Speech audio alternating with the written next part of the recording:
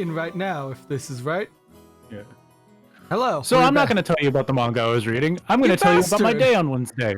How could you? Because my day on Wednesday is infinitely more like weird. Go on. And I'm not the type to spoil like something that happens 24 chapters in. So my day on Wednesday. The weirdness started with the smell of smoke. Oh, fun. Who set what on fire? I'll get to it. So everyone in the kitchen around this one area was like, man, it smells like smoke. I wonder if they're burning something outside. Because, you know, it was raining that day. You're in the kitchen and you smell smoke and you expect it to come from outside. Because we couldn't find the actual source of the smoke, which I'm fucking getting to it, Case. No, Gotta I'm wait. not saying speed up. I'm pointing out, like, that was their first thought. Go on. Well, we couldn't find the source of the smoke in the kitchen. Mm-hmm. And we weren't seeing any visible smoke, so we didn't know it was in the kitchen. Mm-hmm. Because it was. Of course. So me and my coworker continued to put pizzas on a rack so they could thaw for the next day. He then pulled the box out from underneath the thing that it was next to, which was a thing like a food warmer. Oh. And the box was on fire. These boxes Now were I cardboard. saw the smoke. Yeah, these boxes were cardboard. And you put them next to a heater. He put it next to the heater. Oh, okay. Go on. I'd like to point out this was not my fault. We didn't see the smoke because the food warmer, which is essentially half of a toaster, was hiding the smoke, and I didn't see it until he pulled the box out, and I was like, "That's smoke." He's like, "That's fire," and he blew it out. And I took the box outside and stomped it in the rain because it was still, you know, burning. Mm-hmm. When he blew out the fire. Yep. So it was that was the start of the weirdness. Oh, that's just the start. Then came me helping my friend move. I had promised this. I had promised this the week before. Okay. He's like, "What time do you get off of work?" I was like, 2:30 most days. So at 2:30, I went home. I let my dogs out. Another friend that was helping him move. So there's 3 of us in this story. Yep. Another friend that was helping him move came, picked me up, and we went to his old place. So we went and got a U-Haul. It was a 10-footer van. Now, if anyone's ever driven the 10-footer vans for U-Haul, or just have been in panel van before, there's only 2 seats in those vans. Oh, there were 3 people helping out moving. Yeah. Now, see, there's 3 of us. There's the guy who's moving, my friend who's the only one who can drive, and me. So, you guys take a wild guess who sat in the back without a seatbelt. It was or obviously a chair. the friend who could drive. It was me. Now, Case has a picture of this. This is the picture on the way home. We didn't finish moving this. Do you want it on screen? Because you can, doesn't show much. So he moved into an apartment complex that doesn't have any parking. Of course. Because it's partnered with a college. Mm-hmm. And so they're living there, and the college is like a block away. So we were parked a block away at in this parking lot that has like food carts in it. Now, keep in mind, it was raining that day, and not like a light sprinkle. It was fucking pouring that day. And we're carrying this stuff, no dolly, a block, and then we have to go inside the building, which requires him pulling out a key and beeping in, and then opening a door, and then opening another door. And then we had to go get on an elevator and ride for 10 floors. And then we had to walk down a hallway and then turn. We did this 6 times. Building in this apartment school? I might just be This saying is that a as like 16-floor apartment. That just sounds odd to me because I went to like a small school that had like 4 floors max. This is a school inside of a city named after the city. Okay. Like even like the school named after a city and stuff, like their buildings that was like right next door to my college didn't seem taller than like 5 stories. Yeah, but this has like 16 floors. Okay. Yeah. So,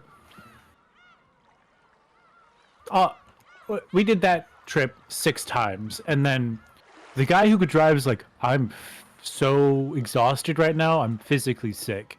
And we're like, The guy who was actually moving in is like, I can't lift anything anymore. I was like, I could stop. Oh, they were weak baby people. Baby boy. No.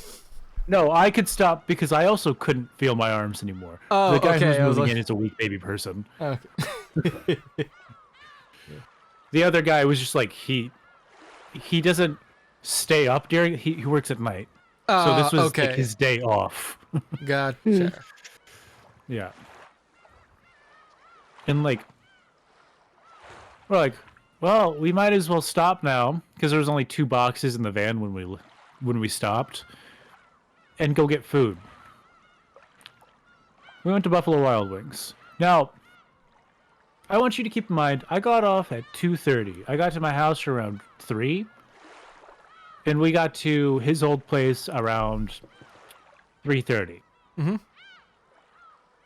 I did not get home until midnight 30. 30 minutes after 12 a.m. This is a thing that I thought was only going to take 3 hours maximum. It took us almost 9. Did you at least get pizza from the guy or something, or like food? Yeah, he bought food for us at Buffalo Wild Wings. Oh, right. I missed that then. I got a burger. Yeah. I did not finish that burger because I keep forgetting when I do exhausting work. While I feel hungry, the minute I eat something hearty, I feel like throwing up. Oof. Oof. I should have gotten wings, is basically what I'm saying. I shouldn't have gotten a burger. You went to Buffalo Wild Wings and you didn't get wings, yeah. Well, because it was $10. We went during like happy hour. Okay. I still got wings with the burger. It was just I only got 4 instead of like the 10 I normally would get. And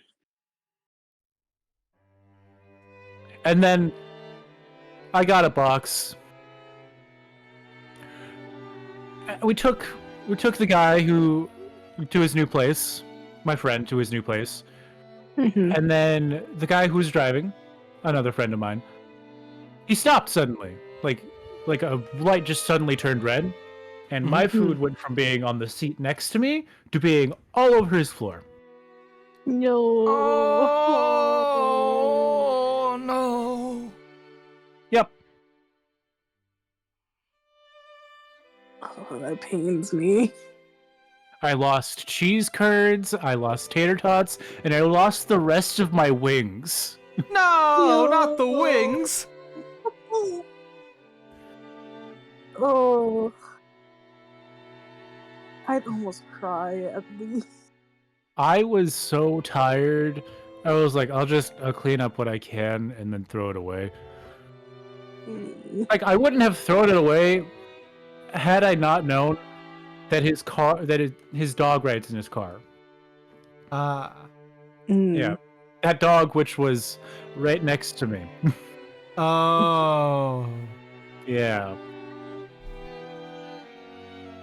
So that was just your entire day, huh? That was just my entire day. God, okay. Sorry to hear that, man. Yeah. Now onto the manga I was reading. Right, so the latest Fate ripoff. It's not a Fate ripoff. It's a record of Ragnarok ripoff.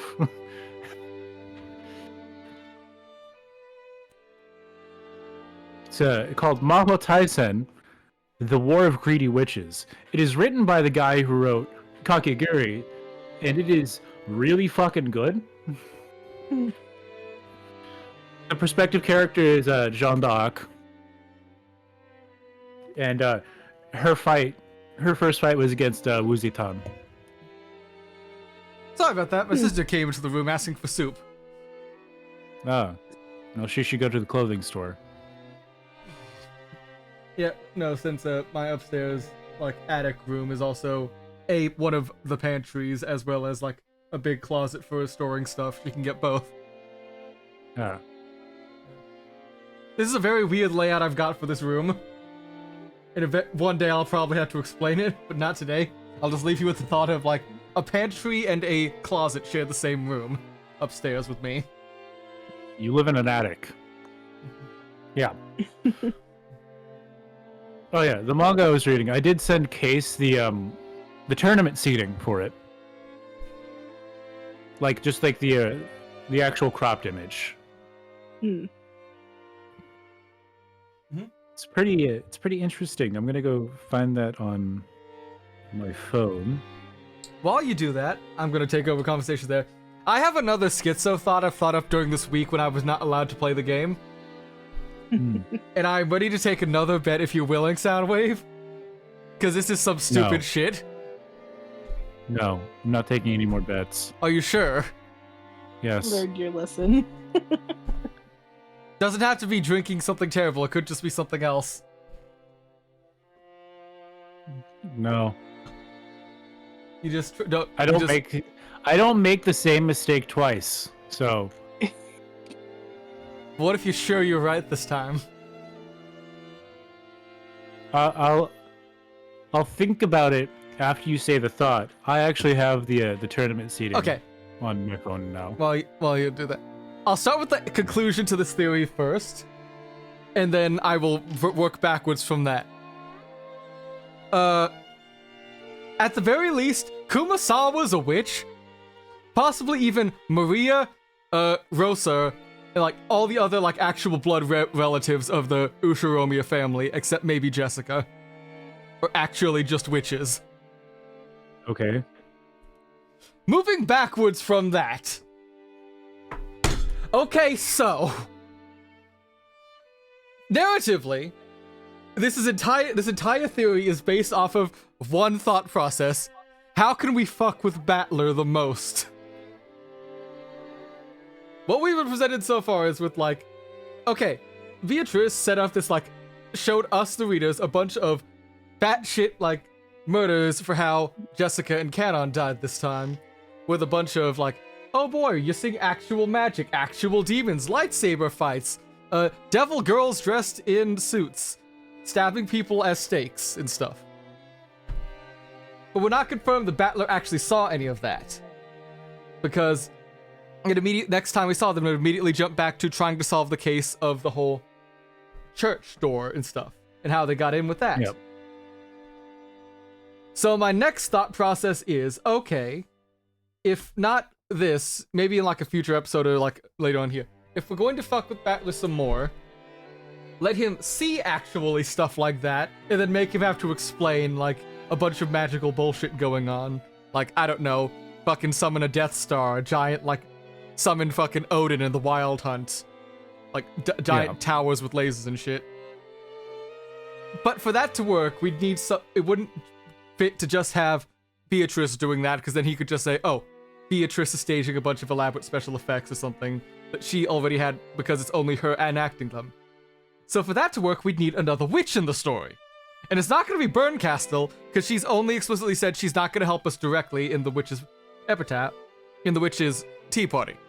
So for that to work, we need another witch in the story interacting with Beatrice and shit. So comes my latest theory. Yeah. Based on what we've been shown from people in the narrative, and as I mentioned to you all in the Discord before, in a narrative like this, where every cast is like constantly rotating between the same set of people in different scenarios, everyone needs a role to play, and because it's cycling every, like, who's dying and who's not, some people are going to have greater roles that they didn't have earlier.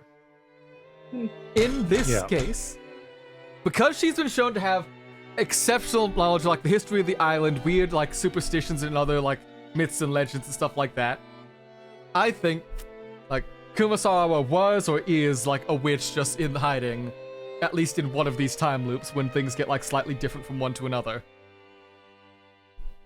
And therefore, like, probably after the first Twilight or during the next time, like, wait, no, first Twilight's when all the siblings die. Probably, like, the second or third Twilight then, like, after the first batch is dead, Kumasawa's gonna straight up, like, I know what you're doing, and I'm gonna find you, Beatrice. Then they start skulking around looking for the witch. Then they'll find, like, an isolated area to do their whole little shenanigans, and Battler's gonna be forced to watch and go, what the fuck am I looking at? How can you prove this doesn't happen? I'm looking at it right now. But also, what? Just, the best way to fuck with Battler is to just show him magic and make him try to struggle to explain it, not just a bunch of locked room nonsense. Yep. Yeah. Anyways, the tournament seeding. So. That's it, no thoughts. The first. Yeah. I'm going to think on it, but I'm also going to tell you what this tourney is. So, the first fight was between Tomoe Gozen and Elizabeth Bathory. You can guess how that fucking went. The second fight was Jeanne d'Arc versus Wusitan. Jeanne d'Arc's a perspective character. Like, that's just a no-brainer. Third fight was Cleopatra versus Himiko. Fourth fight, Matahari versus Mary Read. Fifth fight, Marie Antoinette versus Catherine the Great. The sixth fight's going to be Marie Curie versus Huang Yuying. Who? The fuck if I know. Chinese. I'm gonna need to look at that picture you sent me and then see how the fuck you're supposed to spell that. After that fight, it's Yaoya Oshichi versus Orihime. After that, it's Bonnie Parker versus Mona Lisa. What? Wait, like Bonnie Parker from Bonnie and Clyde versus the woman who modeled for the Mona Lisa. Okay. Man, it's tragic that she's gonna get fucking murdered. No, it's absolute. One of them knows how to use a gun, and the other one is a model. After that, it's Agatha Christie versus Isabeau of Bavaria. Oh, okay. Lady Huang is Zhuge Liang's wife. Oh. Like, so Waver's wife in Fate. Okay. After that, it's Anna Pavlova versus Yim Wing Chun.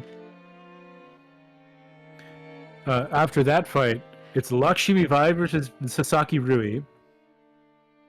After that fight, it's Ludmila Pavlichenko versus Murasaki Shikibu, which is unfortunate that Murasaki's gonna fucking die. Who the fuck is Pavlichenko? Ludmila Pavlichenko is one of the best Russian snipers to live ever. She has one of the highest kill records for a woman sniper during the Second World War. Okay, if that's the case, because I'm pulling up the thing you're showing me now, why is her odds so unbelievably stacked to Murasaki? Because this is a Japanese person writing this. Okay, yes, but she's a fucking... If we're going off of the... She was a real soldier versus someone who just lived in the palace and wrote a story. Once again, it's because the person who was writing it is Japanese. There's a reason why there's a lot of Japanese names on this list. After that, it's Yang Guifei versus Charlotte Corday, which is kind of a toss-up. What? After that, Amelia Earhart versus Maria Anna Mozart.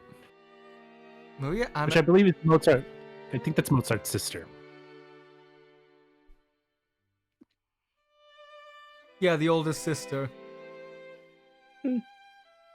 Yeah.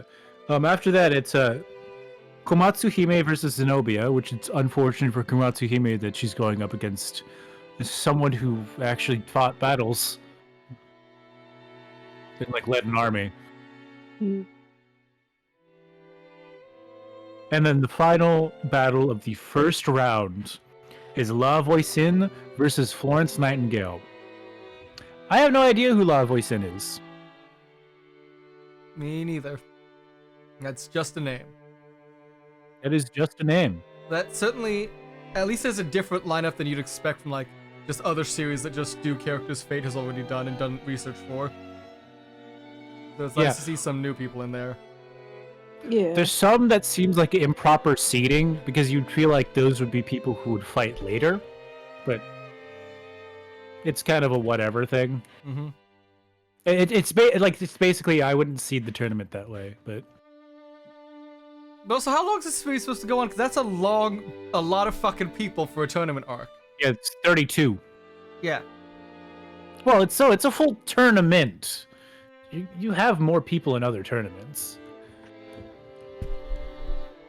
I mean, Record of Ragnarok's going on for a long ass time. And it has less. Yeah, it's 7 wins and 7 losses. It's first to 7 wins. Mm-hmm. Yeah, but it's got a smaller cast than this one. Yeah. So how long are they expecting this fucker to go on? Just because Record of Ragnarok seems to be doing good. I can tell you right now, the Mary Reed versus Matahari fight ended in like a few pages. Hmm. So I get the sense that some of these fights aren't going to last very long, like narratively, so they can get onto like juicier, cooler fights. Then why pad them so fucking much? That's a huge lineup for just to end in fucking 3 pages or whatever. Just to get down to like, oh, this person's a threat, but you could do the same thing and have like, at least with Ragnarok, it's actually a fucking debate over who's gonna win and who's gonna lose. Because they feel like actual people and it's a long, like, thorough fight. Well, the Matahari versus Mary Reed fight was more of a, holy shit, why did she lose? And how did she win so fast? Hmm. Sure. You kind of have to read it. You kind of have to read it to understand that thought process. Because I understand why the fight was basically like shown. It showed the fight. It was more of a, well, you know who loses before you see the fight. Like, it was basically, that fight was too fast. Even the characters in the manga were like stunned at how fast it went. Okay. Well, the Marie Antoinette versus Catherine the Great fight was very much just like a battle of ideologies. Mm-hmm. As well as a fight to the death. Anyways, the game. I like talking about the interesting things I read.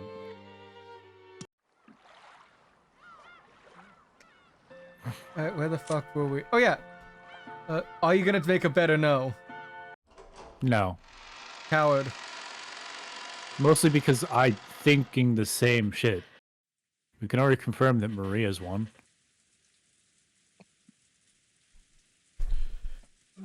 Right, where the fuck were we last time? Because We just finished the, like, Battler versus Beatrice thing. right, okay, Red Truths, right? Yeah. Yep. Sorry, I'm taking me to like get back into the guys because I know I was like taking a nap before we got the message like you were gonna be on time, Velvet. So Yeah. still waking up. No, it's not your fault. I just set an alarm and then No, forgot that's to. okay. I'm just more laughing because they like, yeah.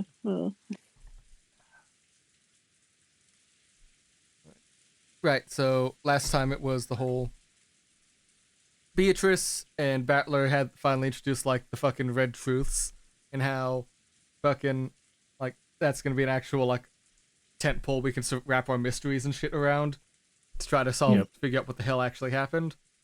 And Battler managed to Phoenix ride his way to a win, which means he is due for a loss at whatever the hell's coming up next. Yep. Because you can't have them keep winning over and over. They have to lose one, and by that, it's probably because that's also probably gonna be the reason he's not gonna win the full game and then lose to Beatrice at the end of the episode. Because we've got 6 more of these fuckers to work through. So, who knows? Who's to say? Something, whatever that joke, like, catchphrase Pomni had. The Gooseworks mentioned on Twitter. That's not at all what I was thinking. I was thinking the Jack Johnson song.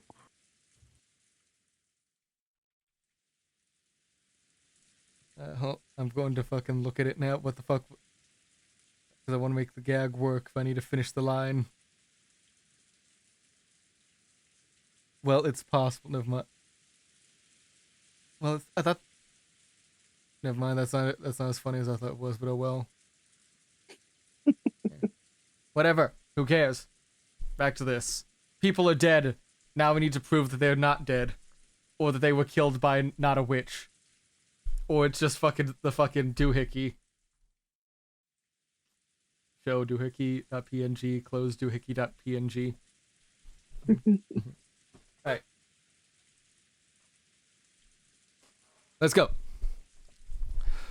Rosa and the rest returned from the chapel to the parlor in the mansion. Such a horrifying thing had happened so early in the morning. Of course they were high-strung.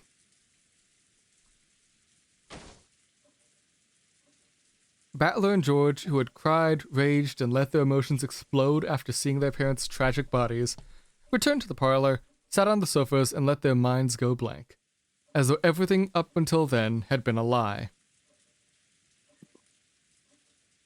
Only Maria was completely unchanged and looked just like normal. When she wasn't being mischievous, she was basically a kid who played wordlessly by herself, so even if her mind was blank, she would probably look as she did. But as she turned on TV and flipped through the channels, it looked as though nothing about her had changed from normal. Perhaps Rosa had some opinions about this attitude, which was clearly different from normal people. She stared at Maria's back with a gaze that wasn't quite pleasant. Eventually, Kumasawa came to say good morning. Her cheerful manner was clearly out of place, and she couldn't help but be bewildered by the strange atmosphere in the room.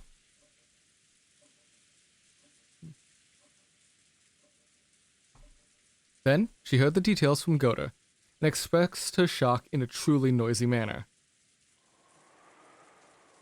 Fuck, what was her voice sound like?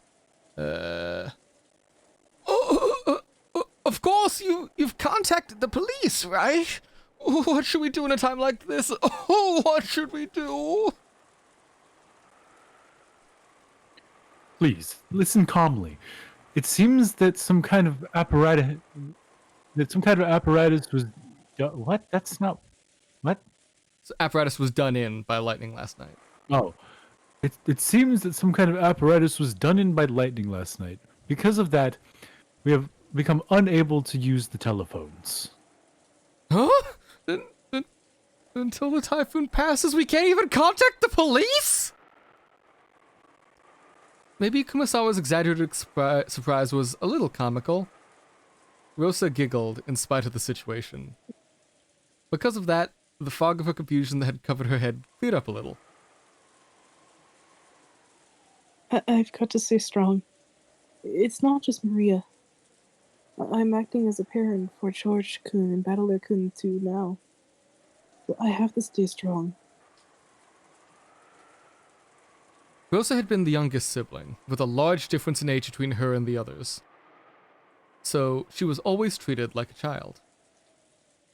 Every time she learned something new, it was something obvious to her brothers and sisters, and she had grown a complex, thinking that she must be incompetent.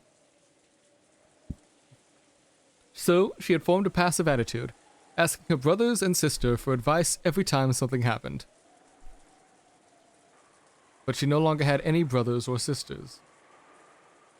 Now, Rosa was the only one of the 4 Ushiromiya siblings left. Furthermore, if Kinzo continued to shut himself away, even in this extraordinary situation, Rosa would have to surpass the crisis as the representative of the head. I'm not a child anymore. Not a child. Rosa slapped her knees lightly and stood up. She must not wait for orders now. She had to start moving herself. She picked up the receiver to the extension phone on the side table. Then she immediately remembered that the telephones were out of order. Genji and Shannon, whom she had set to see Kinzo, hadn't returned yet. She had a general guess he was probably yelling about something nonsensical again, and they were unable to calm him. His important chapel had been defiled with blood. That was easy to imagine. She had planned on using this extension phone to call the study, but with the telephone line dead, there was nothing else for it. Rosa decided to go to the study directly, with her own 2 feet.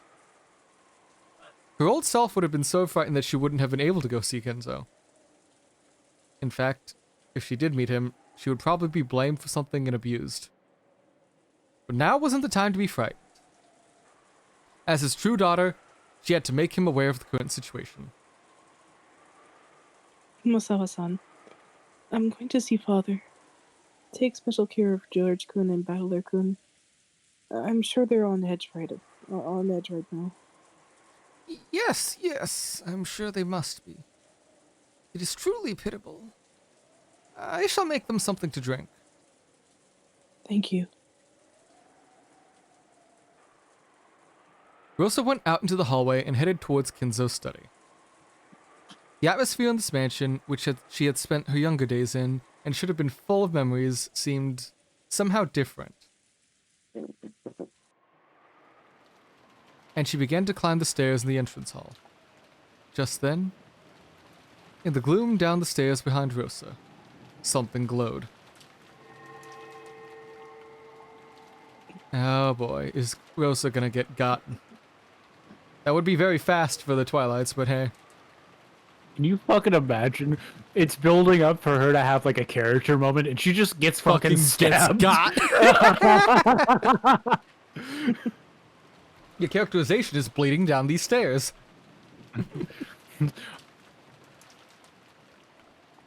It was a single fluttering gold butterfly. It fluttered round and sparkled. That butterfly quietly danced without a sound. Obviously, no one can hear the sound of a butterfly's wings beating. And then, it stopped on Rosa's back as she slowly climbed the stairs. Wait. Oh, okay. Say Rosa can get into the study. That means Beatrice is now in. That's how she gets Kinzo. Oh. She can't pass it, but hey, vampire logic, she gets let in. Yeah. What better way than a Trojan horse? Yeah. Rosa didn't notice, and to an ignorant observer, it would probably have looked just as though a single sheet of gold leaf in the shape of a butterfly had gotten stuck there. Without noticing, Rosa continued heading to Kinzo's study.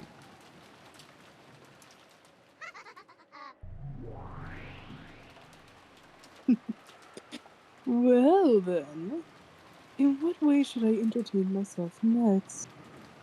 There are still many, many pieces left.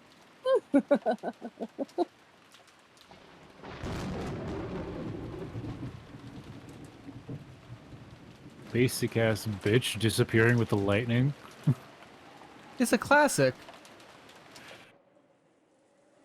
If it works, it works. Mm-hmm. Oh, okay, we're back with these people. We're not even going to see what happens to Rosa. All right. We cut back. Rosa and Kinzo are both dead. I know, it was the servants the entire time. It's very clear that they both had guns. The second gun theory proves true. Kinzo with his doohickey.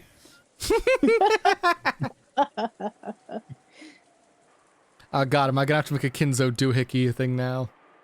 I'm just gonna have to make a doohickey for all of them. We're gonna keep making this joke until we get all of them.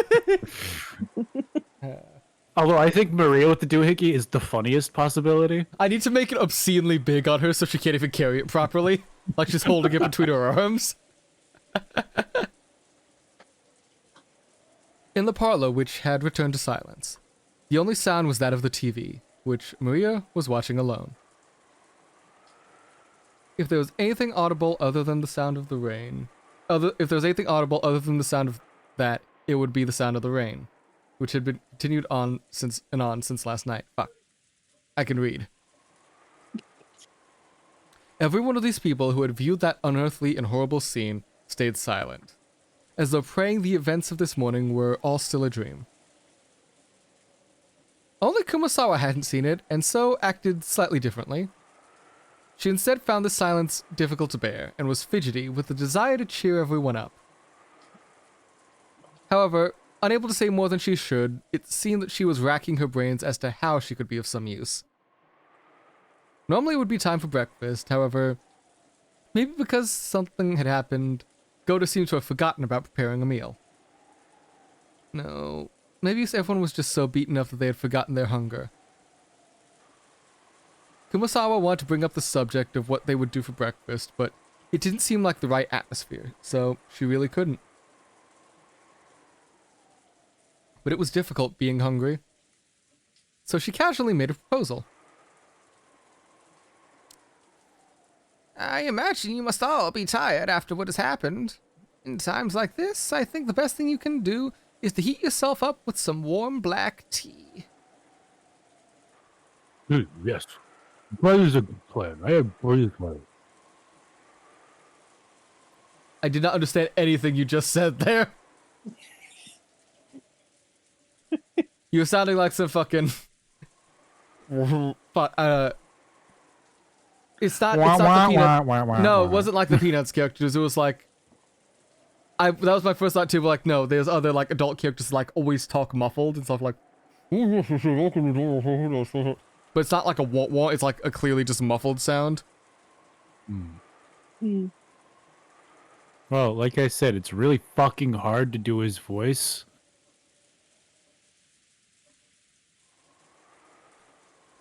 How about some delicious black tea with biscuits and jam? Oh yes, yes, it seems that's near Halloween. There were some delicious looking pumpkin shaped cookies on that shelf. Instant PTSD.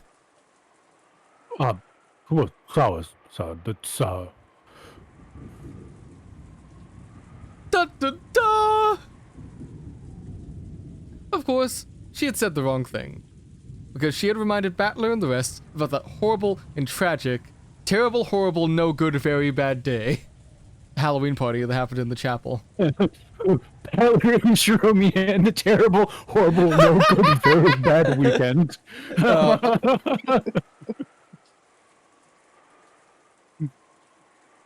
What cover did that... What did the cover of that book look like? Because I could probably work with it. Actually. Yeah, no, he's a redhead. I can work with that. Like, figure out how to Photoshop that in for tomorrow's thing. Nanjo hurriedly whispered into Kumasawa's ear. To shreds, you say? And what about his wife? To shreds, To you shreds, say? you say. And his sister? To shreds, you say? Okay. But Battler-san, I am truly sorry. I didn't mean anything bad. Gracious, no. No, don't worry about it. I'll definitely turn this boiling anger back on the culprit. I wonder if that culprit is still on the island. Probably. After all, there's not going to be a boat coming until the typhoon passes. Yes, my goodness. Because boats don't come here even if there is a little wind. They certainly won't be able to ride on one during a typhoon. Goodness gracious, no. It creeps me out. You think so too, Aniki? Me too. Regardless of whether the culprit was that mystery guest or not.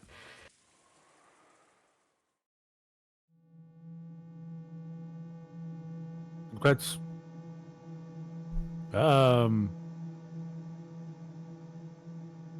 What's the problem? Stream pause for you guys too? No, it's fine for me. Stream's fine on my preview. Sounds like a you Huh, problem. That was weird.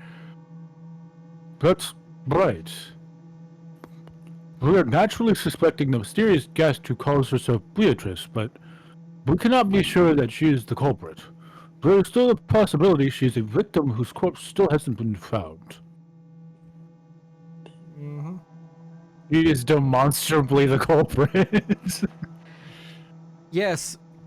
Remember, we're working from the afterlife looking in. Sorry, we're outsiders looking at the afterlife who are watching this unfold. We're like 3 levels of removed. Yep. So we can watch them as they futz around in exactly the wrong direction. Yeah. And that's the fun bit. It was like, ah yes, clearly it was Genji the entire time. Or how it was Nanja wearing a dress in the first one to clearly distract Maria and convince her about Beatrice. Absolutely the fuck not. Stupid sexy Nanjo.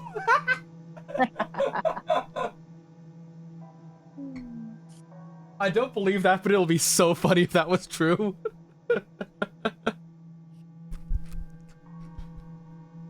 When I think of it that way, there's something I just can't understand. What do you mean by that? It's simple. Just like Kumasawa-bachan said a short while ago, right now this island is right in the midst of the typhoon, and escape is impossible. The same thing goes for the culprit. In that case, having the crime come to light should have been the thing that the culprit wanted most to avoid. That's right. There was no need to draw the creepy magic circle in the entrance to the chapel and show off the fact that corpses were there. Right, exactly that. Furthermore, if they were able to take the time and effort to do something so horrible to those 6, it should have been equally possible for them to hide the 6 corpses where they would be impossible to find.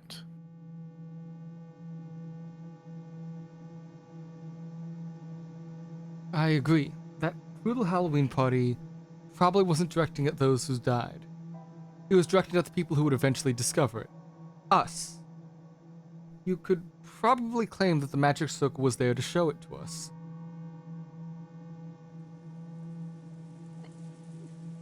The culprit knew that they wouldn't be able to get away from the island for a while, and yet they acted as though they wanted to make us find the corpses in the middle of this typhoon.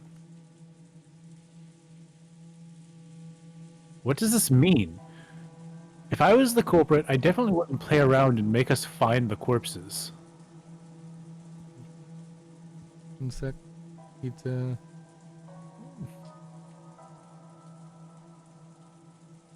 there we go.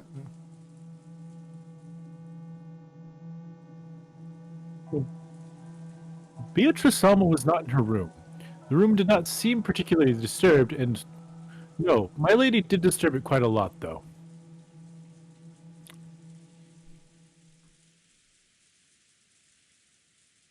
Come to think of it, what happened to Jessica? We know what happened to Jessica. Oh no. No. To shreds, you say? He's gone, you say? Witches, you say?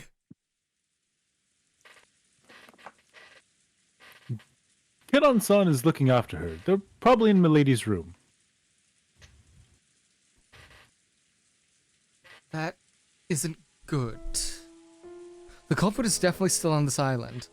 In this situation, I don't believe it's a very good idea to isolate ourselves in small numbers. Oh, what do you mean by that? You told me to say that the culprit plans to kill all of us?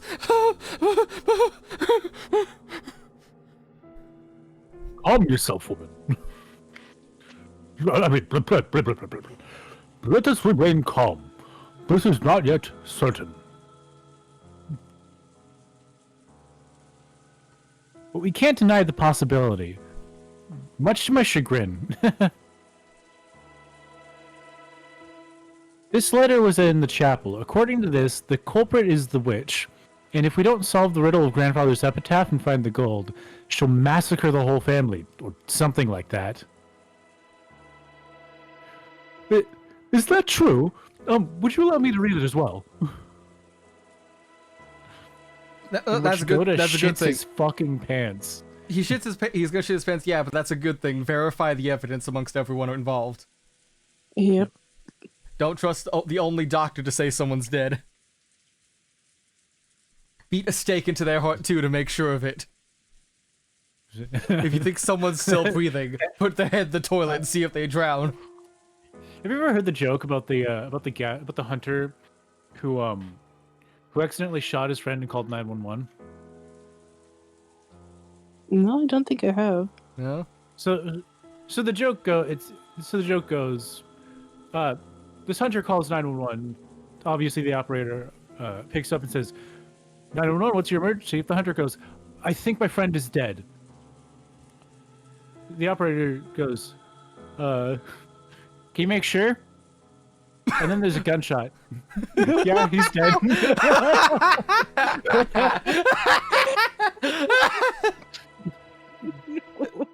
Oh, God, that's just giving me vibes of something that happened in Left 4 Dead years ago.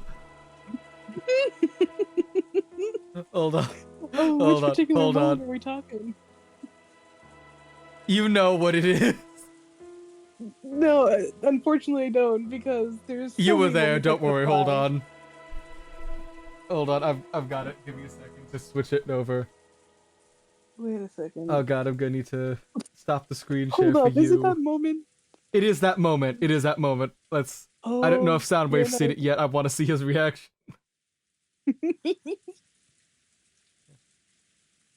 As you will note from the title of the video, as I switch everything over, there is a lot going on there. So, where's it? Where's my audio application capture for? All right. Would it be better to just shoot Ellis and then bring him back? Do it. No.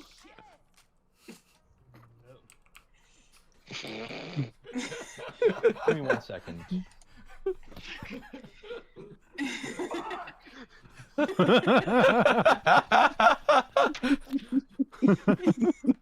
Sorry, Doc. That was one of my favorite streaming moments ever. Because it's so fucking stupid. Would it be better to just shoot Alice and then bring him back? And we didn't have the defib we thought, or if we did, but it didn't work on him. It was one of those. It was the funniest thing. Like, I did not hesitate. Like, between that, I added like a good few seconds of the whole do it. But no, I just fucking gunned that man down. Just because I heard the thought of, oh yeah, we could probably fix him. It's not like we're working off American health insurance in the apocalypse. Actively in the American South in the apocalypse. Yep. You know me. Always a fucking disaster.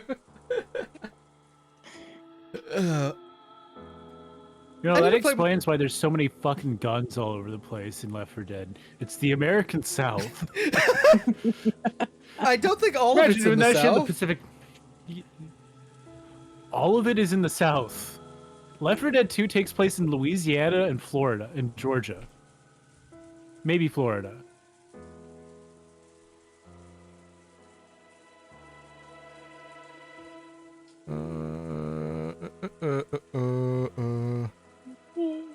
Where the heck is...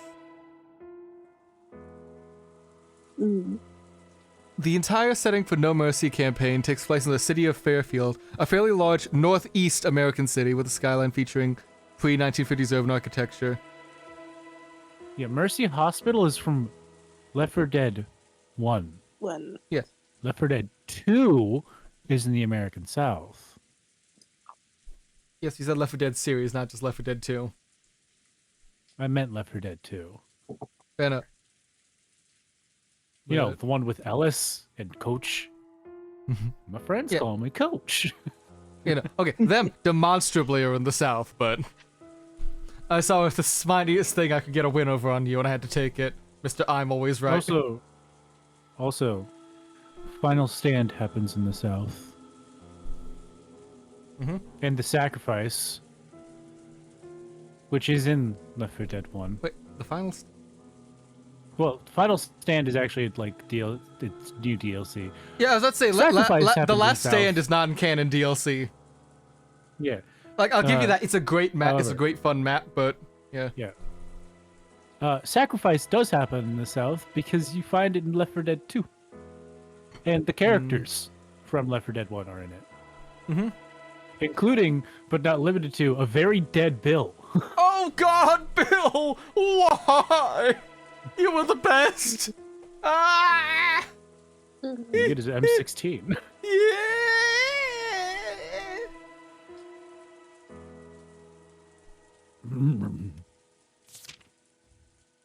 As they read the witch's letter, Gota, Kumasawa, and Nanjo's faces grew even paler than they had been. Kumasawa could no longer hide her shaking. Jesus, Nanjo, you look like a fucking clan member. Oh my god! Well, Kinzo is probably a Nazi or fucking one. Or trying to fuck one.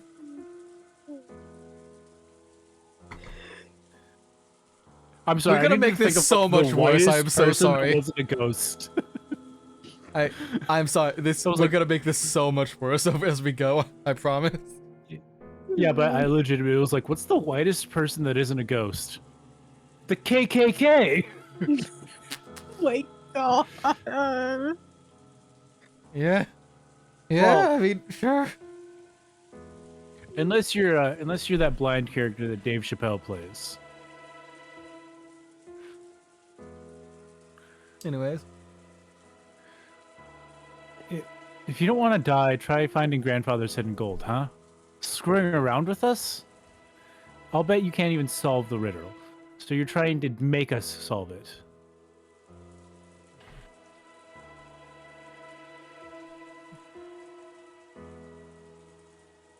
However, I wonder what the truth is. Mandem always insisted the legend of the gold was nothing more than a fantasy created by the master. It is doubtful whether that actually existed. True. Supposedly they thought it would be nice if it existed, but only somewhat believed it. The relatives only started believing the legend of the gold after Kenzo's health worsened, and the inheritance problem came up. But I would think that there were few people who believed in it before then. Mm-hmm. Really? I wonder if that's why. Do you remember?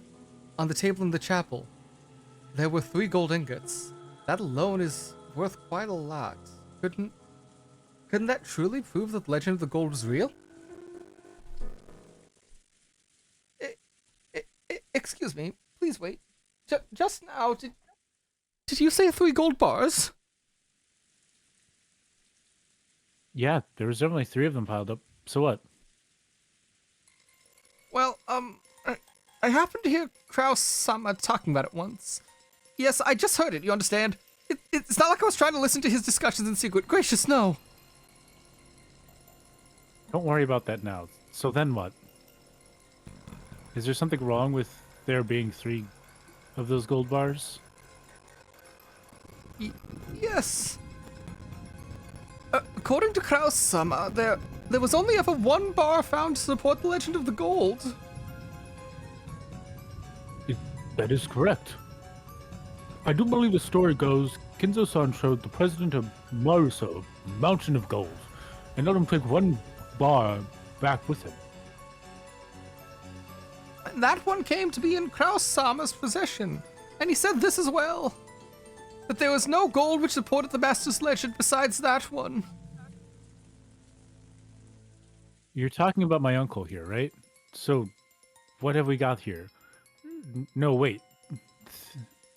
Wait, where did they come from? That's too many of them.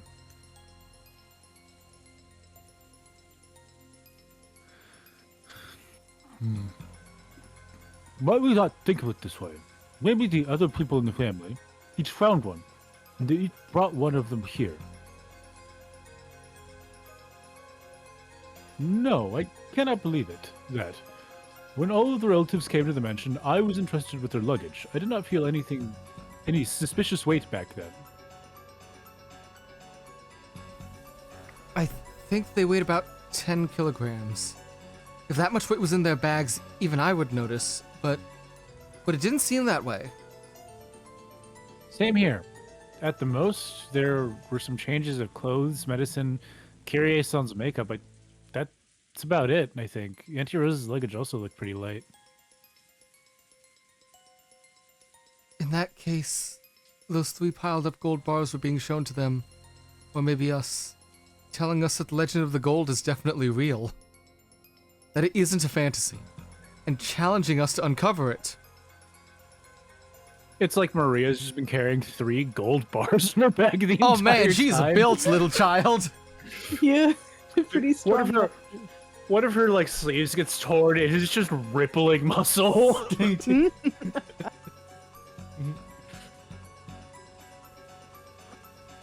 Could there be a scheme to have us solve the epitaph which points to the hidden location, and then try to snatch it away?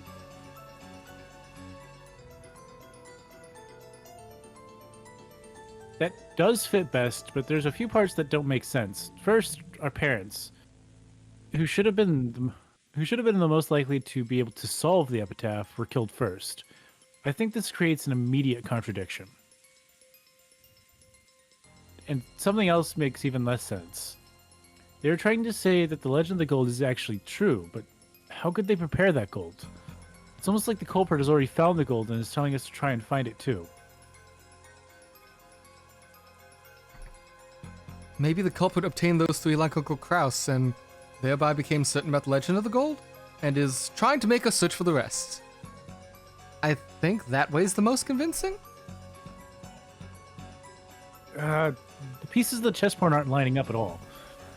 We don't have a clue what the culprit is planning, what they want to make us do. Is it pointless? Think about anything at this point in time. Oh, it's a small child. She's off on it again. It was written down. What she wants you to do. Can't any of you read?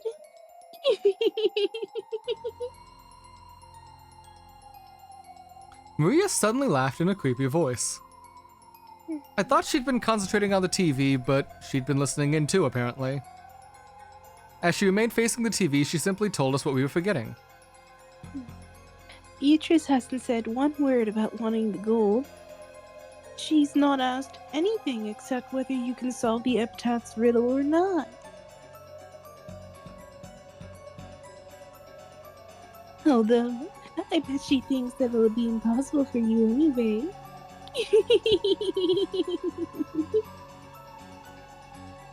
So are you saying you can solve it, Maria?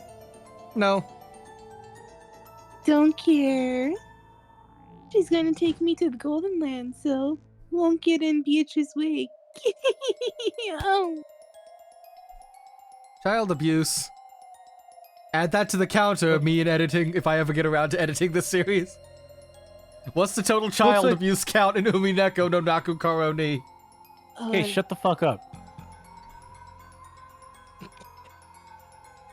Okay, I shut the fuck up. What else? Looks like if we want to understand further, we're gonna have to ask Maria.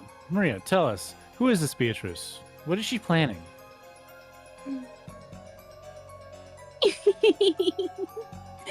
Well, you see, Beatrice is a witch. You can do anything with her wondrous powers. Anything can be done with the power of magic.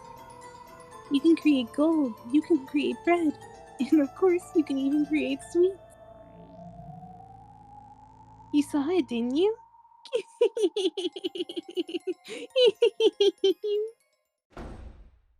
Huh? At that time, everyone jumped at the sound of a door being closed forcefully. And it was stopping right there for an ad break. Still on what you think's gonna happen next. Alright. Who do you think died this time?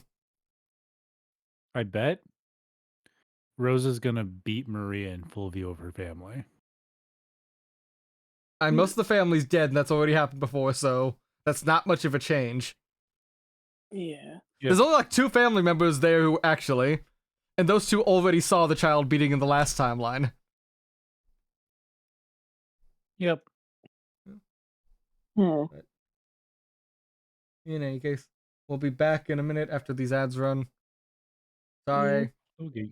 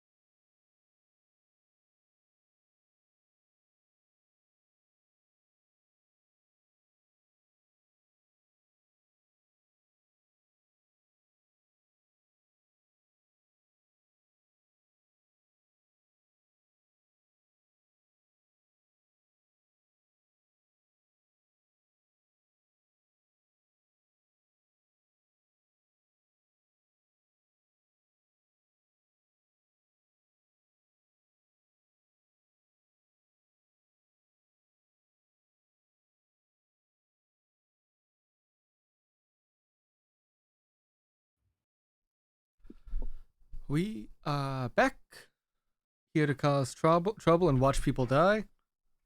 Mm-hmm. And who's coming in the room? And oh, Rosa's not dead. Yeah, I could have figured that one out. But now she's got the gun. Because that's what happened last time when someone fucked off to Kinzo's room and then came back after a murder. Mm. She barged in, demanded his gun, and then took the servants. So now Kinzo's up there alone with the Beatrice butterfly, possibly. Probably. More than likely. Well, he's fucking dead. Or he's either dead or he survives all the way to the end playing chess with Beatrice and realizing that he fucking sucks at chess. Imagine Nanja's just been letting him win all these years.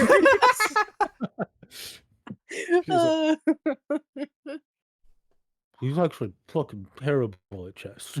Like 1400 elo. I don't know what chess Goes elo with the- levels are or so. That's it. Doesn't even compare to Ludwig. Yes, we know, Nanjo. You're old enough to have played Beethoven in chess back in the day.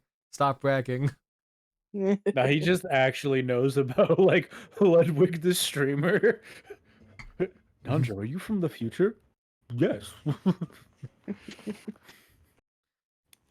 Is that why it becomes socially acceptable for men to wear dresses?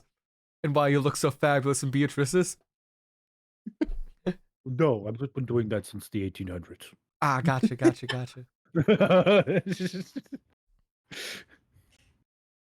We turned around to find out that, at some point, Rosa had returned, bringing Genji and Shannon.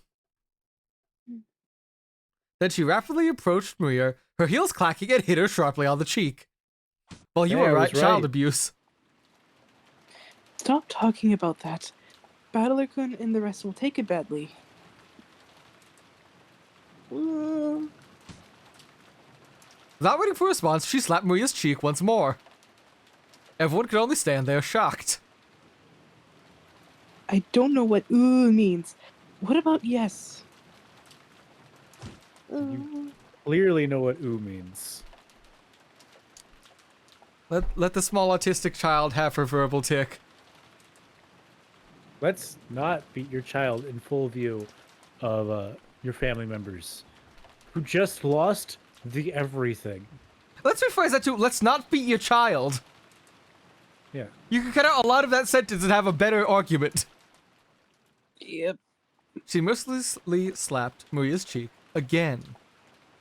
Maybe she didn't feel like resisting after being hit twice. Maria weakly said yes. Rosa-sama, there's no reason to do something so harsh. This is my daughter's education. I would greatly appreciate it if you didn't interject. He is a doctor.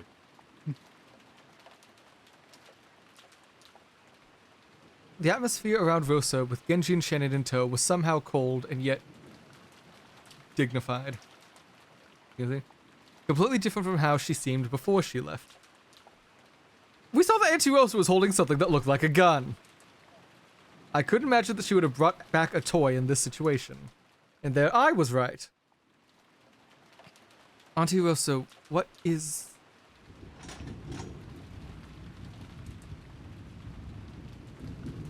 This is father's. Because of the current situation, I borrowed it specially. I'm sure you all realize as well as I do. The culprit is still nearby. We don't know what could happen. I agree. Please point that away from me. Hey, Rosa, take your fucking finger off the trigger. Rather than trying to figure out what the culprit is planning, it might be better to first think about our own safety.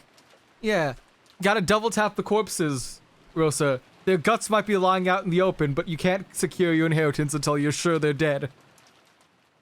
Okay, but no, she seriously has her finger on the trigger. You said the same thing about Natsuhi. Zero trigger. None of these people have any kind of trigger discipline. Or they didn't want to pay to make a sprite that was literally like a difference between like a finger off and then finger on for about to shoot someone. You have full CGs of them about to shoot people. You just have the regular spray, not have her finger on it. Yeah, that's fair.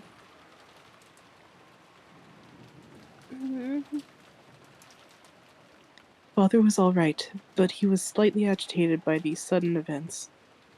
Fortunately, he said that he wouldn't leave his room, so he's probably safe. Now we should do all we can to gather in the same place. I agree. We don't even know where the culprit is hiding. And anyways, there's no proof that there's only one of them. I shivered at the words that had come out of my own mouth. That's right. Could a single person kill 6 people and create such a horrible scene all alone? Isn't it natural to assume that this crime was carried out by multiple culprits? I agree with Rosa-san. It's probably good for us to gather in one place. My goodness, yes. I also think that is good. I also think that is good. Yes, yes, yes. Please don't shoot. Maybe it would be good to call Milady and Canon-san here already. Good idea. Let's have them come down. George Niki made to grab the extension phone, but Goto-san shook his head. Oh, right. We can't use phones right now. I'll go with a couple of people. If George Aniki and Goto-san come as well, that should be enough. No. Let's all go together. It's a wolves and sheep puzzle. If we're all gathered together here in equilibrium, that situation is the most safe. Wolves and sheep puzzle. I have it. Show you. Maria, turn off the television. Genji-san, please tell me where Jessica-chan's room is. Let's all go together. Yes, I will guide you. Come on, everyone. We'll move together. Follow my instructions. Please stop flagging me. We stood up. Maria alone looked like she had some lingering attachment to the TV, but she went along with everyone else for now, and got up. Shannon. Thank goodness. I was a little worried since you took so long to get back. I'm sorry to have worried you. The master ordered me to copy down something. Copy down? Canon. I'm sorry. Excuse me.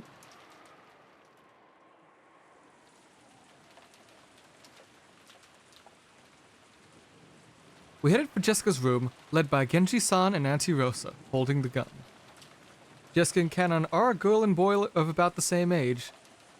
That'd sure be a shame if we walked in on them at a bad time. Is what I've joked about normally, I'm sure.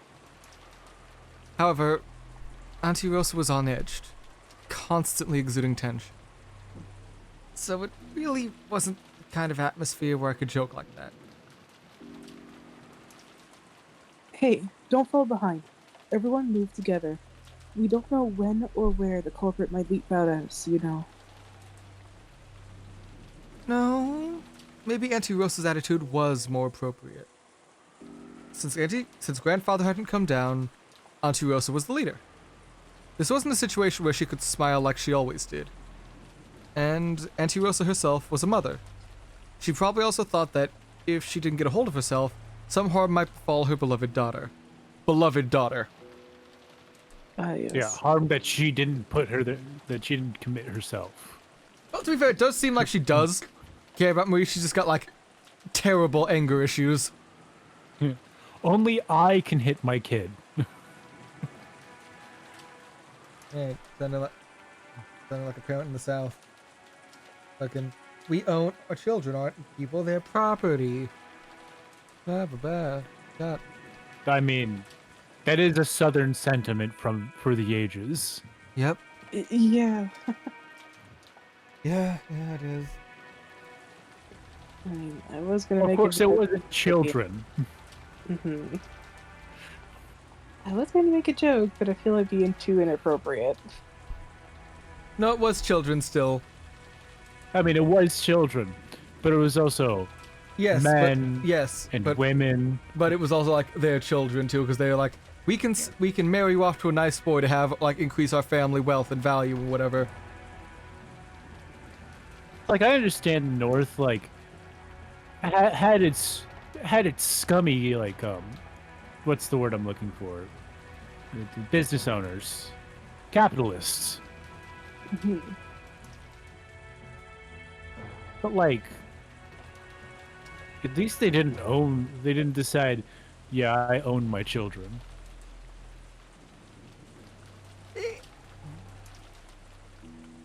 Their money owned their children.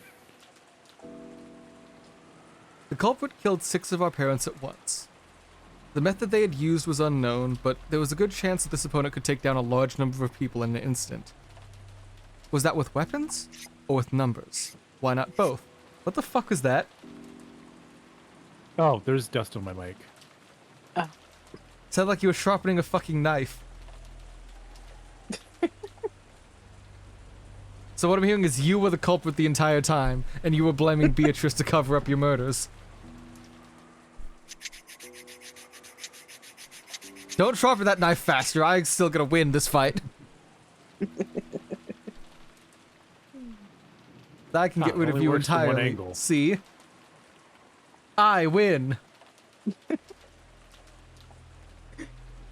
See, I'm the winner. He died, now he's back. I'm the true witch in control. What would have happened if I had just logged off? Just didn't come back? It would have committed to the joke even more.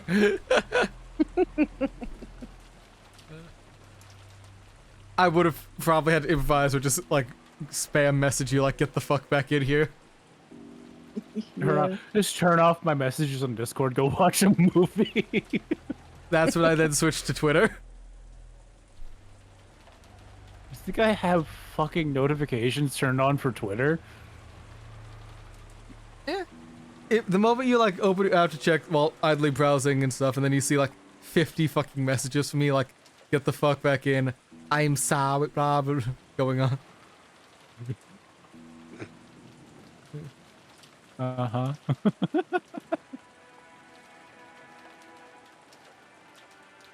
Was that with weapons or with numbers? Or was it the magic of a witch?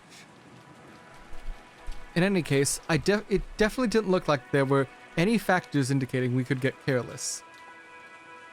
The rest of us should also take much, much greater care, like Auntie Rosa. Everyone stop. Auntie Rosa said with a sharp voice. When we peered forwards, wondering what was up, we immediately noticed the reason. Blood magic circle! What is this? Everyone, get back.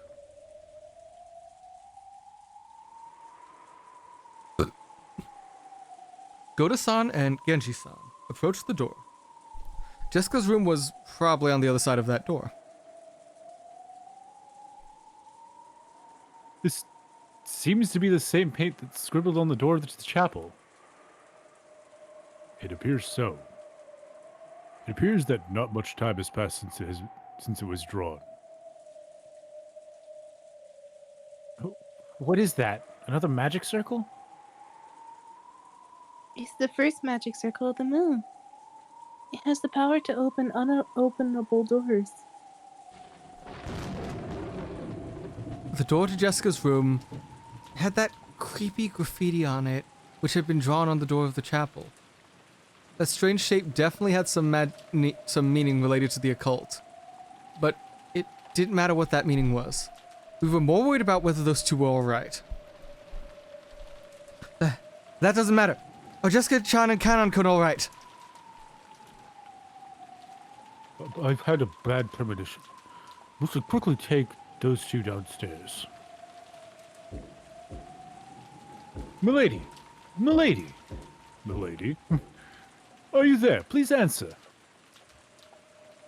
Goda-san violently knocked and yelled, but there was no answer. He twisted the doorknob with a clatter, but the lock just resisted him. Rosa-sama, It seems to be locked. There are no other options. Please open it. There's Genji- no other option. Dang. I have the key. Genji nodded and Goto quickly unlocked the door with the master key. In the back of my mind, horrible images floated up and disappeared, one after another.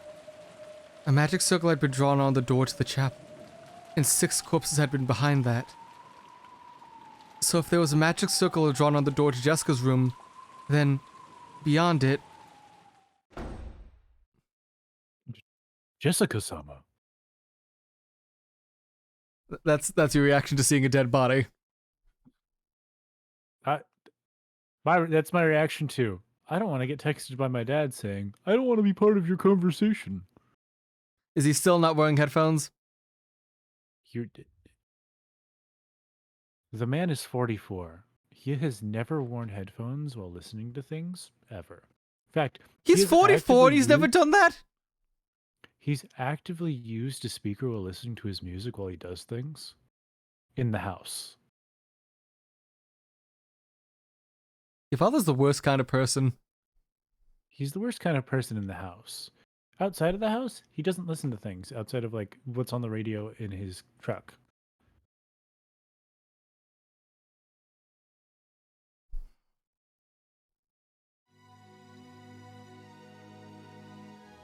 What happened? Is she there? Kind of. Jessica? What happened? It was truly heartless. The Like expression on Jessica. Goto. What? Like Jessica, you know. With her heart all over that knife. Oh, yeah. It's not gonna be her heart over that knife. She blocked it with her back. Her spine would be all over it. The expression on Goto-san's face when and what he said when he opened the door prepared us for the brutal fate that Jessica might have met, even without seeing her. Everyone tumbled into Jessica's room at once. That scene told everyone their worst fears were right on the mark. Yeah, see, it's all on her back, not her heart. Kanon got it in the heart, and he's to blame. Jessica, I'm sorry. No, like this is, I don't know how to do this line without yelling, and I don't want to like just assume that I said it with the vigor I normally would. Can you like if my parents whisper weren't scream? Here. Jessica, nope, I can't. Like a Jessica. It's not in my room. Like just turn down the volume, not the like what you do, not the emotion. Jessica! See, that's the thing. It becomes much higher pitched. Quiet for me is higher pitched. There's a reason I don't whisper. What the fuck are you doing with your throat to make quiet higher pitched? Like Like- when I talk quietly with a normal, deep voice, this is what it sounds like. I have to get very close to my mic. When you want emotion, whisper yelling, I have to tighten my throat.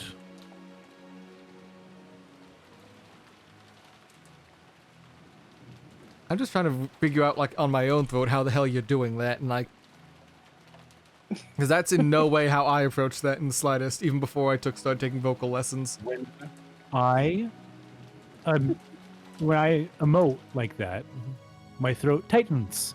And when my throat tightens, it becomes much higher pitched.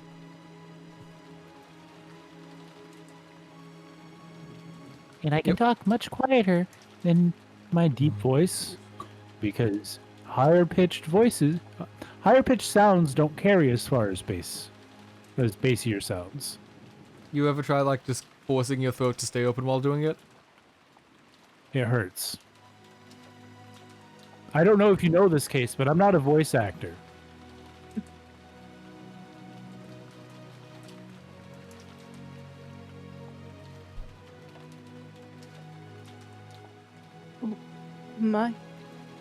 Dr. Nanjil.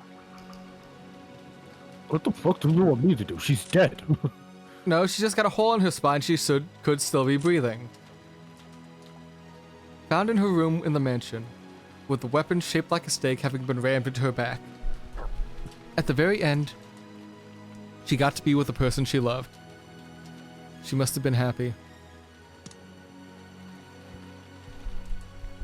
The room seemed elegant for Jessica's age, and there she was inside of it, lying on the ground. There was a large pool of blood on the floor, and there was a knife or something sticking it deep into her back. Was it a knife? There was a design on the handle that had to have been done in a devil motif. There was no doubt that this weapon carried some kind of occult meaning. This is horrible. She has passed away.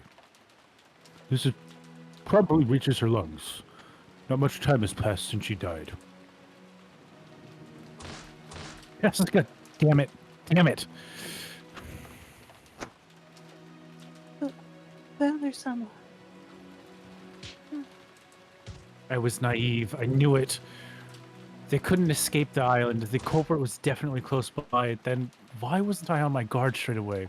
I was naive. I just assumed the culprits sneak away. The culprits sneak away after they commit a crime. We were stunned then. We had thought we just had to accept it when Jessica-chan gave in to her rage and ran off. But we were naive. We should have stopped her. Goda-san, why did you leave those two alone?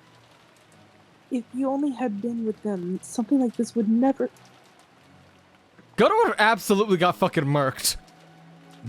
Goda would have absolutely. turned and had his head fucking just separated. Goda from would have his slammed body. himself against the door to try to keep out Beatrice.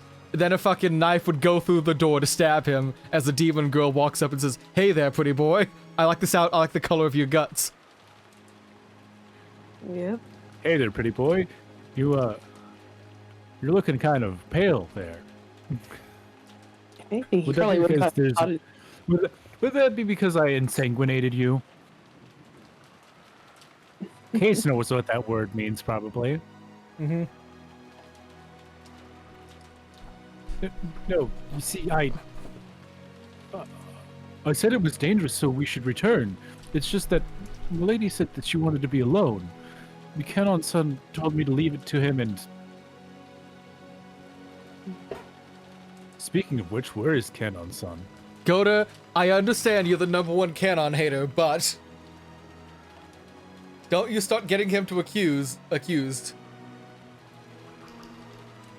Oh, wait, we heard the blip blip blip. Oh. Canon's missing. Missing. The witch erased his corpse for fun. That alone threw them into chaos. If the human world is what it is, then what it is not is undoubtedly fantasy. Fantasy depicts what they themselves fear. That's right. What in the world happened to Canon-kun? Canon-kun, where? Canon-san should have been with Milady. Where in the world? You don't think they got him? Yes, do that. Keep thinking like that. Quiet. Someone might be hiding in this room. Search under the bed and in the closet. Rosa's much smarter than her siblings. Oh, most definitely. There was also the chance that Canon-kun's corpse had been pushed away somewhere. At Rosa-san's order, everyone searched the room together. But there wasn't a single human hiding anywhere. He's nowhere. Could the culprit have taken him out of the room? Then we have to search for him quickly and save him. If we're slow, something awful might happen. Auntie Rosa, let's search all over the mansion. Let's search for the culprit. Let's save Canon-kun. She absolutely does not believe he's innocent. Quiet! Auntie Rosa yelled at us loudly, and we instantly fell silent. She was probably contemplating something. But what in the world could that be? A wrong conclusion. To be fair, with the evidence presented, that's absolutely a fair conclusion to have. Auntie Rosa walked around the room as though looking for something, or as though she was collecting her thoughts.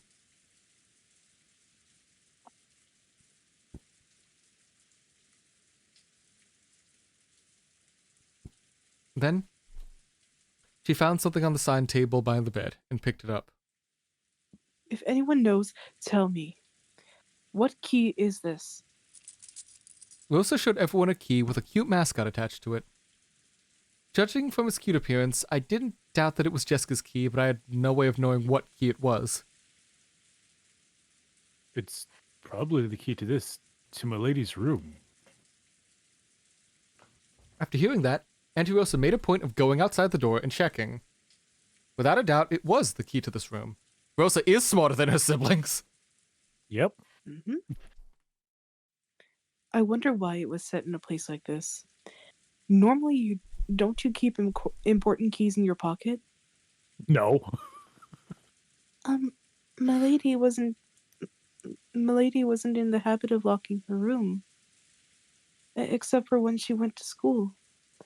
It seems she would do it then, because she didn't want Kurao-sama to look inside her room. I see. She wasn't at school, so it's natural that Jessica-chan would set the key down here. How many keys can open this door? Just the one milady had. Can't it be opened with your master keys? They can open it. How many master keys are there? Do all the servants have one? Are there extras? Yes, we all have one. As for extras, I wonder. There used to be several, but Madam strongly scolded us that this was careless, so I believe they've been dealt with. Wait, that's different. Yep. That's different. We have less master keys now. So all of them have to be accompanied by a person then. Yep. That is correct. There's only one held by each servant. There are no more. Wait a second. In the last game, I thought we said there was extra master keys. Oh, did Beatrice do this to fuck with Battler more? The #1 Battler hater is fucking with him even more. The #1 Battler hater and the #1 Beatrice hater in a room together. Yes. Truly a match made in heaven. This is gonna end with the island exploding because they hate each other. They're gonna fart. They're gonna fuck Narsty. They're gonna fuck so hard a nuke goes off on the island. Because no one needs to see that happen. Yes, regarding that, I have noticed that having several master keys whose locations are unknown is quite disadvantageous for me. Well, yeah. Since you want to make me believe magic is being... believe in magic by using locked rooms, it must be really disadvantageous for you to have master keys unaccounted for. In fact, every time a trick related to locks showed up, I was planning to resist by arguing the culprit possessed a master key that someone had lost in the past, or a duplicate. Upcoming Red Truths, there are no duplicates, and those are the only master keys. Mm-hmm. Yes, exactly. So I've decided to make a move to defeat that. I'll alter the setup. The only master keys are the ones held by the servants. 1 key each. Okay, so that gives us 5 keys to work for. 5 keys to work with, Yep. and only 2 keys to Kinzo's room, like the one Kinzo carries and the one Goda carries. Genji carries, not Goda. So right now, with Kanon missing, 1 key is unaccounted for. So we can immediately jump to the reasonable conclusion that they're gonna say, because Kanon's missing, he is the one who caused it, and now the killer has his... And even if that's not the case, since Kanon's dead, the killer now has access to his master key, and can open any room in the building except for Kinzo's room. Yep. So now we get presented with the problem of, like, how did they get into the room then if it was locked? Well, I say we're presented with the problem. We already know the answer's clearly obvious in there. But when the room itself is locked, there are no ways to get in besides the master key, because we'll probably get you can't open the windows, you can't pick the locks. Just assume that. So besides something like a hidden room being present in Jessica's room itself, which I doubt you would have, because that's something you need to present immediately in a mystery in order to clear up doubt and uncertainty. Rather, this isn't really a locked room as much as it is the room was locked afterwards. Yeah, we're being presented with the room was locked afterwards for them, but from their perspective, we're being presented with that. We still need to figure out with how they were fucking killed without magic, but that's a point of She was clearly stabbed in the back. Can I fucking finish? We need to determine how they were killed with during the fucking second Twilight, because whatever we were shown with Beatrice didn't actually happen, but the like end result event still happened, but what we actually shown didn't. That's clearly a narrative we are being shown to make us believe in magic and the witches. So, what are the actual broad strokes of what happened, cutting out all the magical things there? Beatrice entered Jessica's room, followed shortly by Canon. They were in there alone, and then Beatrice either somehow called for help or had a weapon that could fight off Canon with his, like, sword thing, and make Jessica jump in front of him to keep him from getting shot with the spear gun. Or something. So it's that, or Beatrice does have two, at least, allies on this island, hidden from everyone else, being the demon girl and the goat man. They might not actually well be that the goat man is Goda. Except no. But what if? Goda was accounted for already when they died because he was stuck up at the chapel. Genji was accounted for because he was up with Shannon in Kinzo's room writing down his will. If anything, All right. it was Kumasawa. Kumasawa's the goat man. Kumasawa was the goat man who stabbed him, because she ain't been appeared nowhere that morning until after everyone was dead. So my latest theory is that Kumasawa killed Jessica alongside Beatrice. Kumasawa killed Canon. Yeah. But that's if we're going off of, like, only with the cast we've been provided and there's no one else on the island. Kumasawa was the one who... Canon's last words, to Kumasawa. Yeah. Messing with me. More importantly, what is this move? What's Auntie Rosa saying? Who knows? You should try listening in.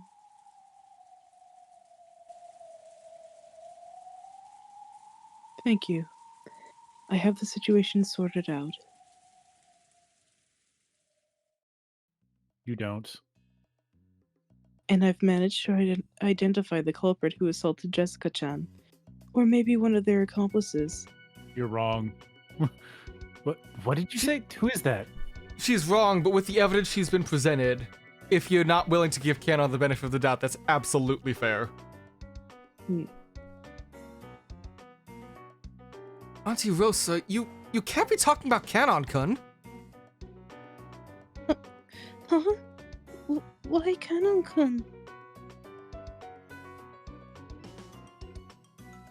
Oh right, this is me. Hold on. Yep. This room was locked, and the only keys that can unlock this room are the master keys that each servant is holding, as well as the key Jessica had.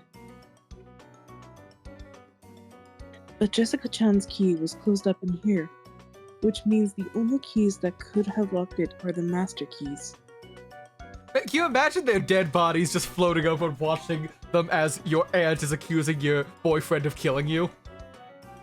Imagine Canon being like, what the fuck? I did nothing wrong. I couldn't protect you, there's no body, so they're gonna blame me. Well, at least you know that I'm innocent. Yes, but I'm dead, you dumb fuck. And whose fault is that? Oh, so what? I'm supposed to let that stake thing stab you in the back then, Canon? Yes! Then only one of us would be dead. No, I think she would still kill you. Mm-hmm. Could have gotten away. No, you couldn't. No, she couldn't. Do you say this line? I forget. Yeah, I already did. It is as you said. In that case, someone killed Jessica-chan, then locked the door. That person was holding a master key, and there are only 5 people who were holding master keys. I can't wait until they actually find Kanon's body. Look, he's either gonna be dead and like pose like he got killed killing someone else, or like fucking have a demon wear his body as a skin suit and kill like, I don't know, the fucking doctor checking over him after getting stabbed in the heart. Hmm. Yeah, because that'd be a good way to fuck with Battler. Hey, Kanon's dead, but he's also being worn as a skin suit by some fucker. How are you gonna explain that?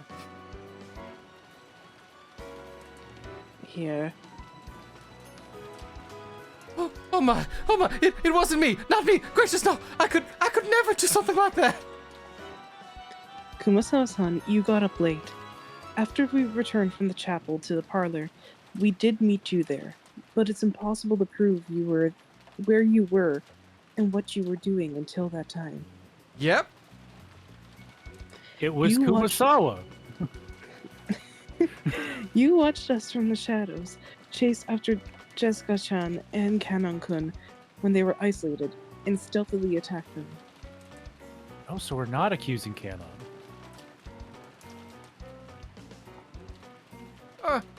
Are you saying that I visited Milady's room and did something so horrible?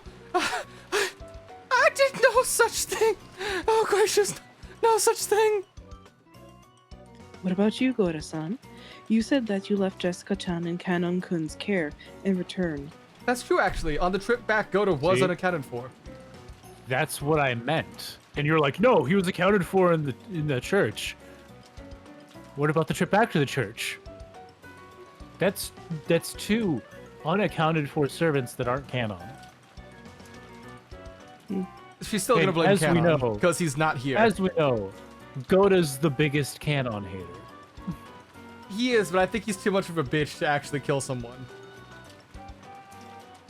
This man's built like a fridge. I think he could kill someone unintentionally.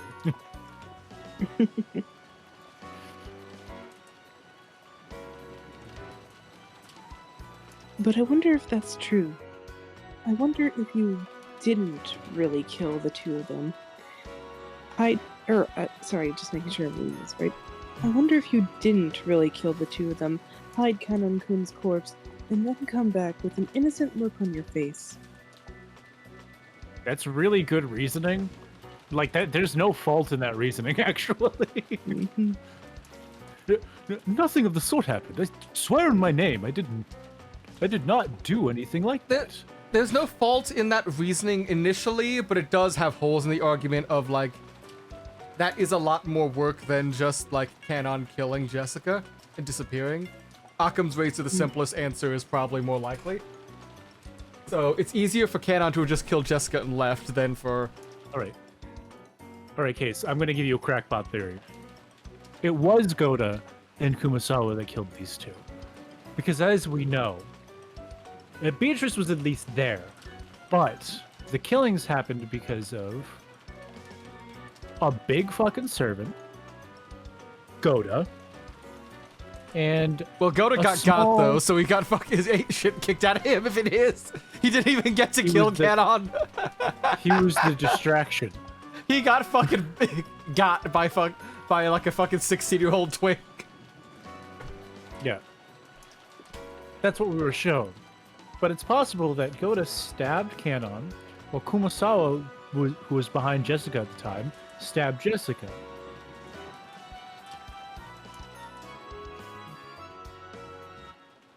Okay. I'll put that up as a maybe.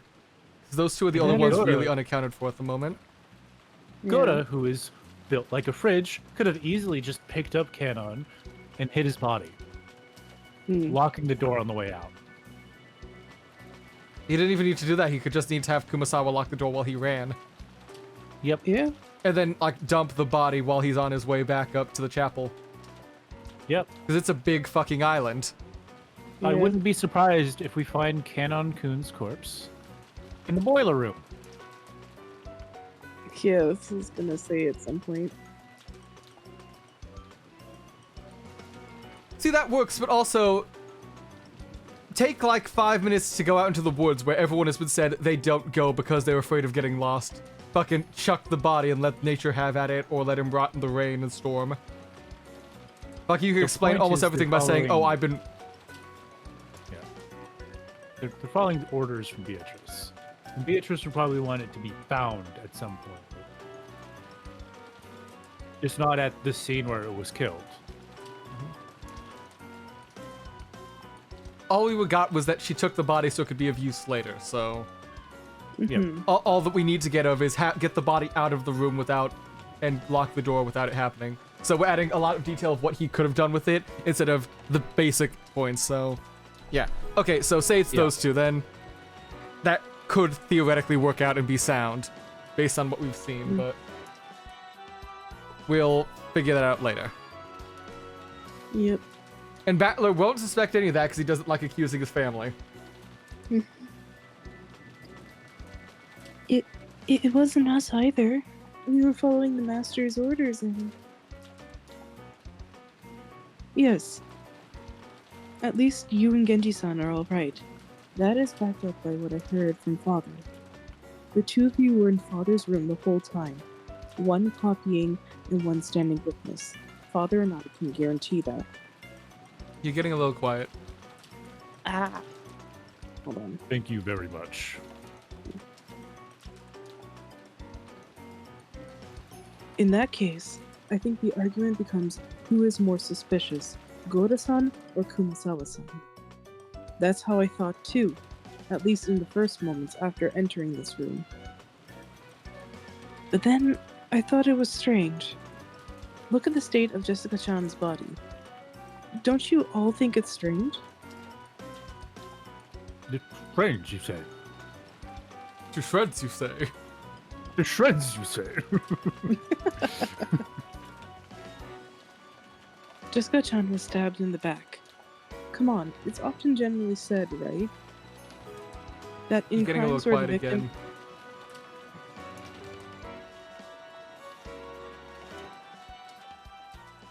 At what point did I start sounding quiet? Like, The very Jessica beginning. Chan was, like, so... Okay, so the very beginning of the line. Okay. Yeah. Jessica-chan was stabbed in the back. Come on, it's often generally said, right? That in crimes where the victim is stabbed in the back, there's a high likelihood that the culprit was someone whose face was known to the victim.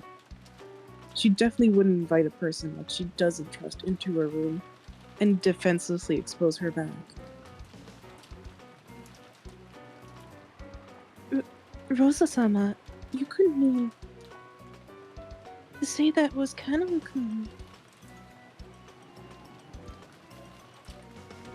Yes, we know well what state Jessica-chan was in right before she was killed.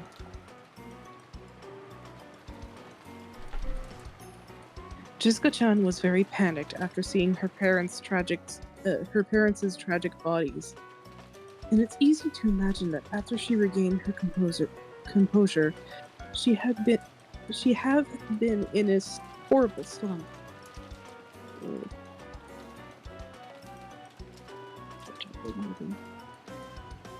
I can really understand it if Jessica-chan's frame of mind led her to shut herself up alone in her room. And those particulars would also fit with Goda-san's story.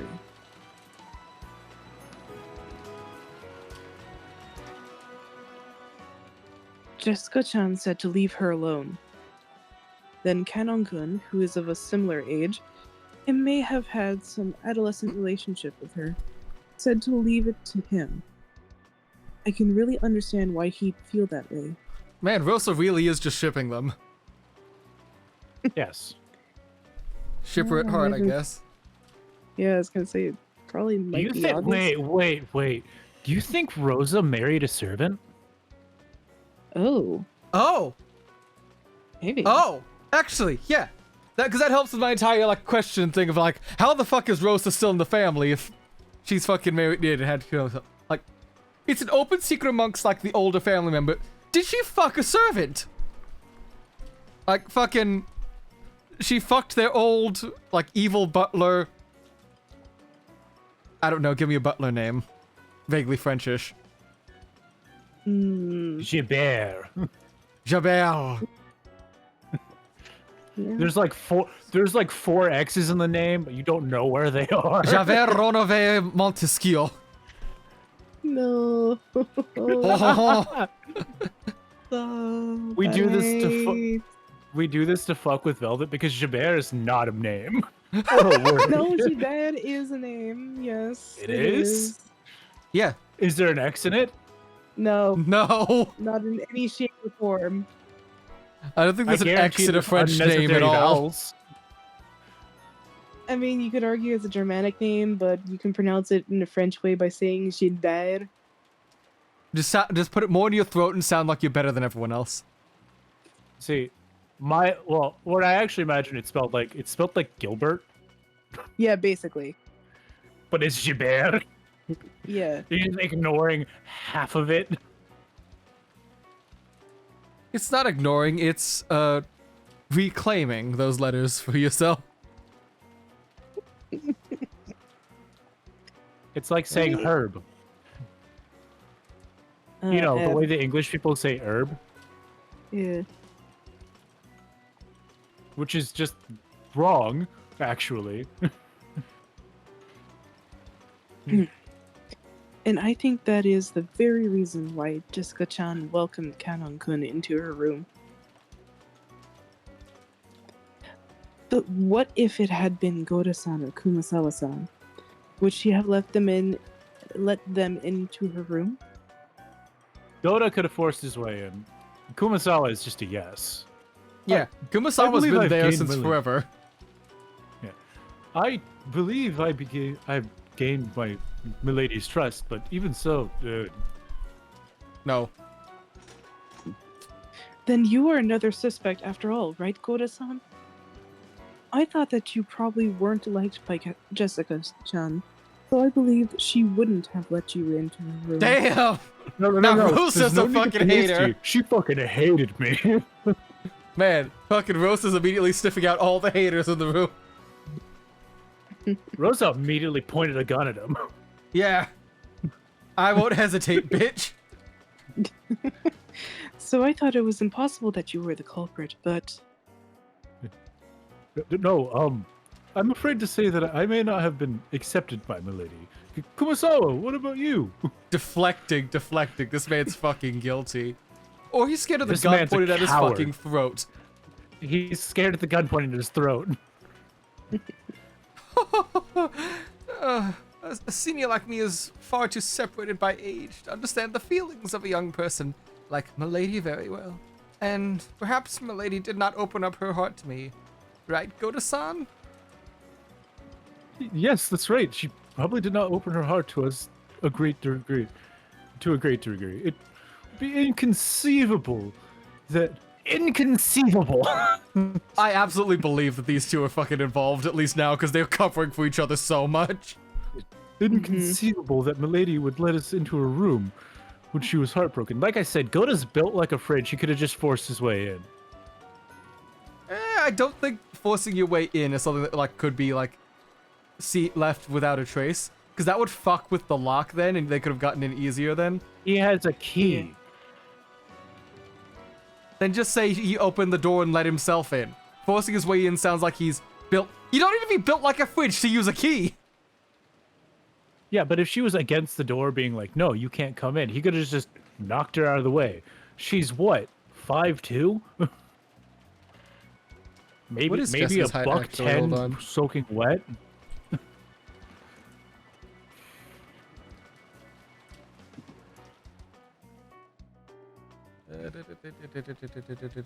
I am not seeing a height. Hmm.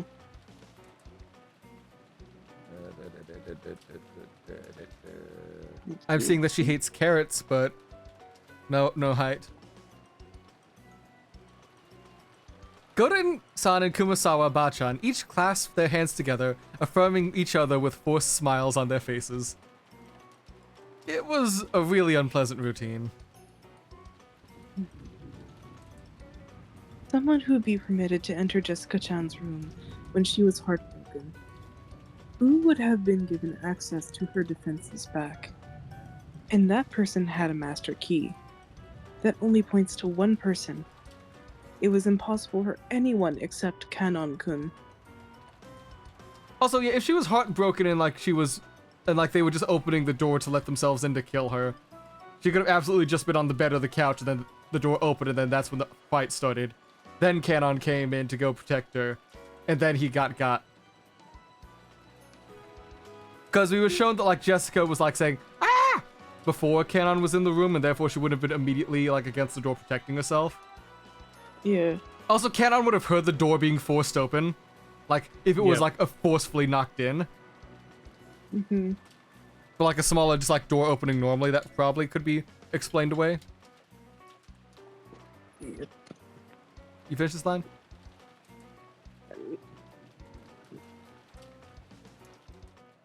No? Yeah, I already read the line. Okay. Please wait. Kanon-kun definitely wouldn't do anything. Something like. Oh, is there someone else? Is Kura-san or Kumasawa-san suspicious after all? Which of the two do you think is more suspicious, Shannon-chan? Come on. And there is Rosa's short-sightedness. Yep. She sets up her argument and then refuses to hear anything else. Sets up false choices, and then that's how they're gonna get fucking shot. Even though they're absolutely fucking suspicious, there's 100 other options before only those two need to be shot. Yep. I don't. It wasn't me, Shannon-san. Gracious, no, it was not me. Of course it wasn't me either. It was Kanon-san who has a close relationship with Milady, and you, Shannon-san, if anyone. Real class act, go to Toshiro. The classiest. Mm-hmm. Oh yes, I almost forgot. Jessica-chan might also have let Shannon-chan into her room. Man, Rosa would be so good if she wasn't such a bitch all the time. Yeah. But you should have been with father. But in reality, are you the culprit? Wouldn't that be a twist of fate?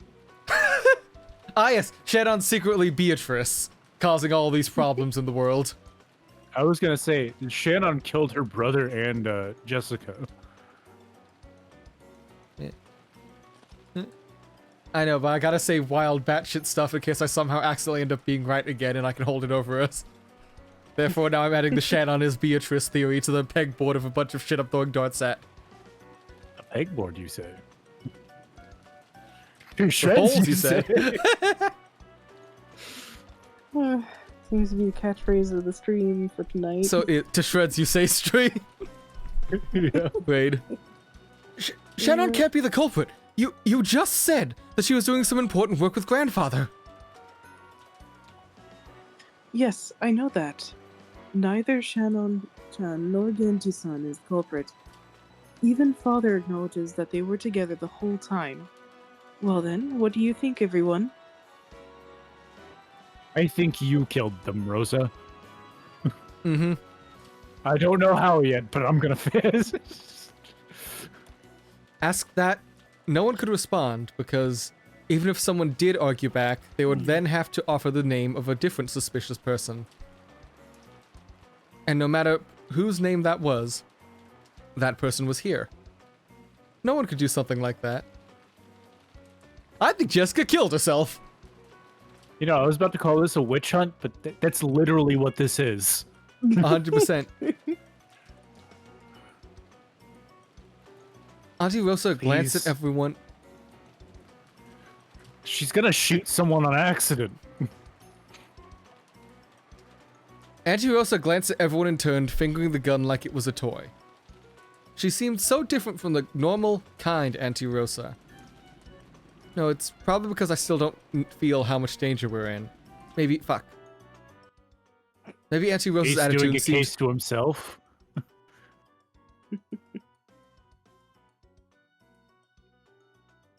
There we go. There we go. Oh, little baby gets mad whenever I call him out on shit.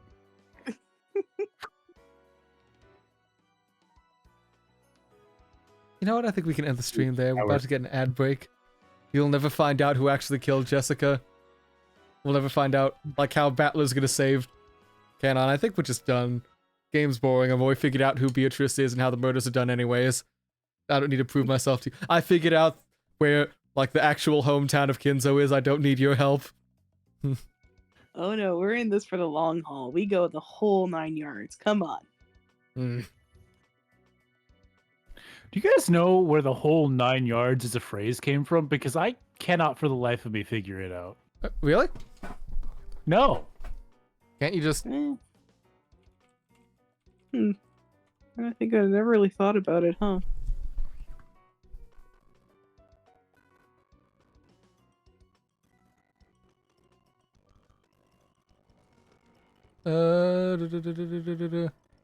Apparently, the earliest non-idiomatic use was in 1855 Indiana newspaper article. The earliest use as an idiom was from 1907 in southern Indiana. The expression is related to the expression "the whole 6 yards," which was used around the same time in Kentucky and Louisiana. Both phrases on the variation of whole. It's something. Go ahead. Looks like it's originating from Indiana as a saying. But what does it mean? Like, where did it, like, actually come from? Like, what is the 9 yards? It could be like an expression saying, like, referring to something like doing stuff to the nines or to perfection or to the highest degree, dressed to the nines, etc. Maybe, but It doesn't sound right. because apparently no one actually knows, like, what the actual origin stuff is, according to what I'm seeing on a quick Wikipedia look. That's actually just wild because, like, there's other idioms where you're like, oh yeah, that makes sense. Like, we'll cross that bridge when we come to it, or burning bridges, Mhm. cutting ties. We'll burn that bridge when you come to it, which is a mixed idiom, and a really good one.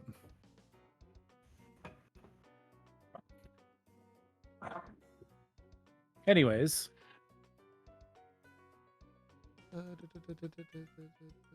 Also, are we currently in commercial break?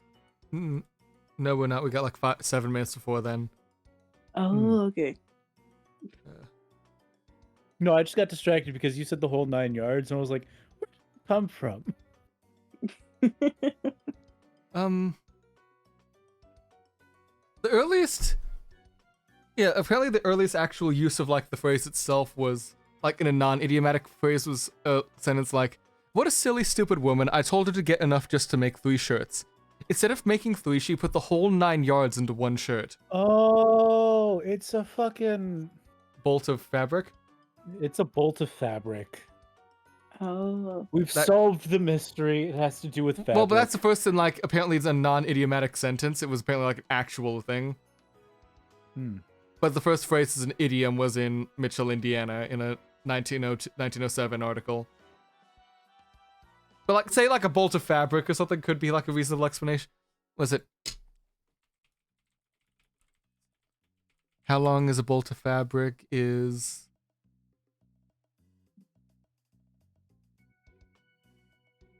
Usually, like, 40 to 100 yards, so that doesn't even work there.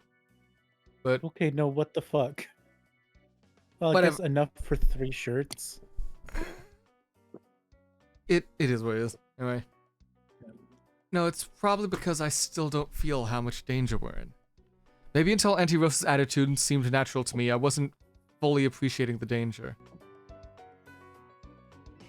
Looks like no one has an opinion. Then I will say mine. Of course, I can't deny the possibility that Kanon-kun is a victim without a corpse. But until we find his corpse, I also definitely can't deny the possibility that Kanon-kun is a suspect. Okay, that's a reasonable argument there. You're just immediately jumping to shooting someone in the room. Can you imagine if it did come out that, so you know what, Rosa is the type to just shoot somebody. She fully is. I expect that she's gonna shoot somebody.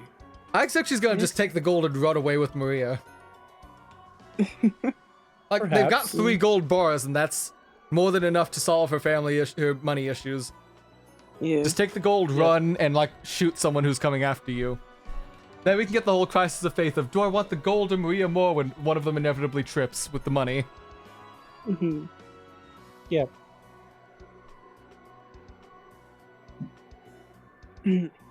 Right. There's a chance that Kanon-kun may claim to have been attacked by the culprit and confined somewhere. He may appear unexpectedly with that excuse. But take care. Maybe. Probably. No, definitely. Kanon-kun killed Jessica-chan. No way.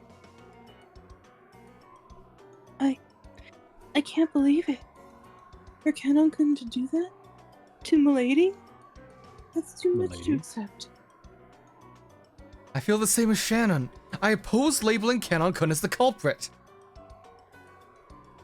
Then the culprit is Goda-san, or is it Kumasawa-san?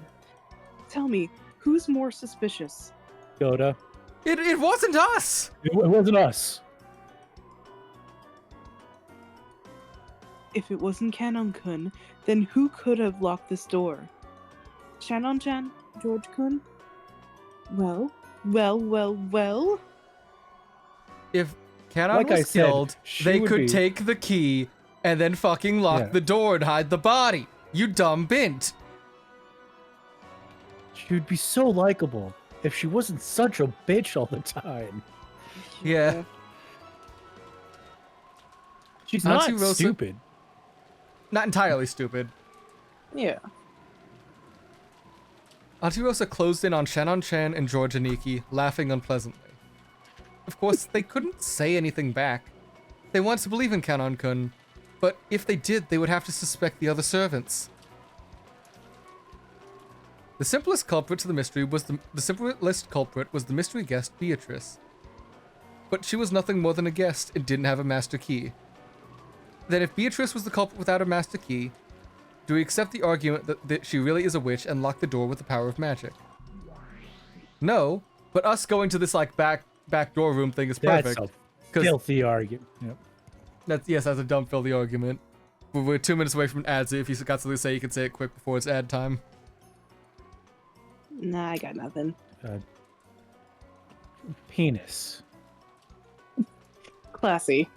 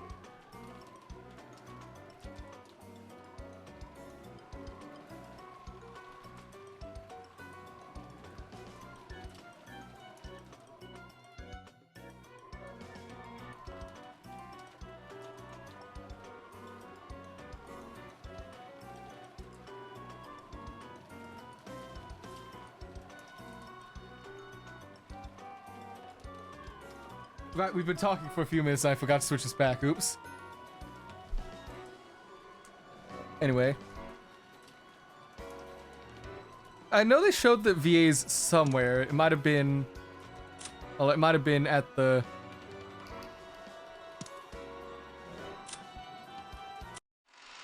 Might have been in the credits we were just talking over. Because normally they put those in like a fairly reasonable place to access. Yep.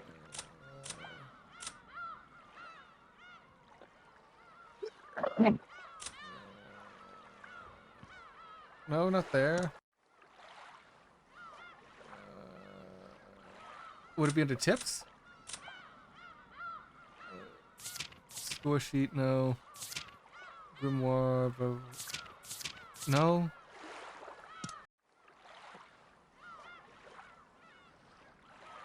Oh well. Yeah, I was saying before, I don't want to know what's coming. I want us to just struggle and figure the shit out on our own. All right, so the guy who voices Rudolph voices Thomas Edison and Appare Ranman.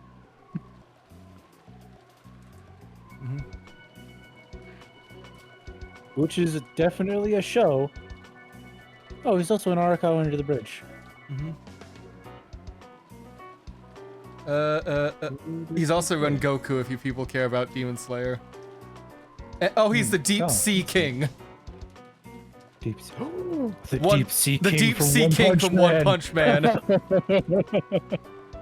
There we go. That's what we need to know. He's Crush in Finding Dory. Oh, Kraus von Reinhardt's from Blood Blockade Battlefront. Kekai Sensen. Oh, that's neat. You know who he is? You know who Rudolph is? Seishiro Shishirui. Fucking his shot Acerola Ori and Hearts Under Blade's first boy toy. Oh. And Yoshikage Kira, but who cares about that? We've got a Monogatari character. Yep. And Kiritsugu Emiya, but... Man, this guy's got the actual fucking backlog of names. Jesus Christ. Wait, he's Kiritsugu? He's Kiritsugu Emiya. It took me a second to process that he's just the most he's one of the most badass characters from Fate. He's also Sid in Final Fantasy XIV, so... He's in a... Well, I've never played Final Fantasy XIV. Yeah. Nor will I. Yeah, I'm saying that because... Velvet probably knows that more. Let's see. Yeah, He just is give me in a lot of things.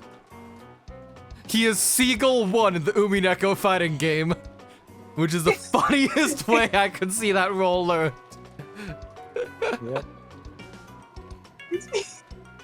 Seagull 1. Yes. So you're saying there's some seagulls that talk in the fighting game. He probably made the seagull noises, but he's credited it on behind the voice actor. So Rudolph Ushiromi has the voice of a fucking Umineko. So he plays another guy named Rudolph in Full Metal Alchemist. He plays Death in Soul Eater. That's awesome. And the description of this character, Rudolf Hess, one of the members of Hitler's inner circle, a supporter of the Nazi ideology since beginnings. Oh no, not the Conqueror Shamba movie. Wild. Oh, he's Dumb Detective Man from Detective Conan / Case Closed. Kogoro Mori. Oh. He's Retsu from Baki. Actually, wait, what else has Battler's voice actor been in? You know, since we keep discrediting him with our voice acting, let's see what his actual roles are. Let us see. He is Jing Yuan in Honkai Star Rail. That's the most recent, one of the most recent things. He is Leon in the Pokemon Evolutions Japanese dubs. He's Fafnir from Kobayashi Dragon Maid. That's fucking awesome. Fafnir. Honestly, that's awesome. That's the fucking greatest thing. Hell yeah. He's Silver the Hedgehog and Wait, hold on. Oh my fucking god! Yeah, this is consistent then. Well, first off, he's Sebastian in Black Butler. And Jotaro Kujo. He's Daisuke Ono. Battler is Daisuke Ono. Erwin Smith. Battler is fucking Daisuke Ono. Yeah. Wait. So you're saying I should be... You should be doing the Jotaro voice the entire fucking time. Yada. That's a filthy argument. No. Yada Because Yada does it. That's a filthy argument. Except for the fact that he doesn't sound like Jotaro in this. Because we've heard his voice. Yeah, I imagine it's probably in the higher part of Daisuke's range. Well, we can check that right now. Yep. Volume up, music off. We need voices.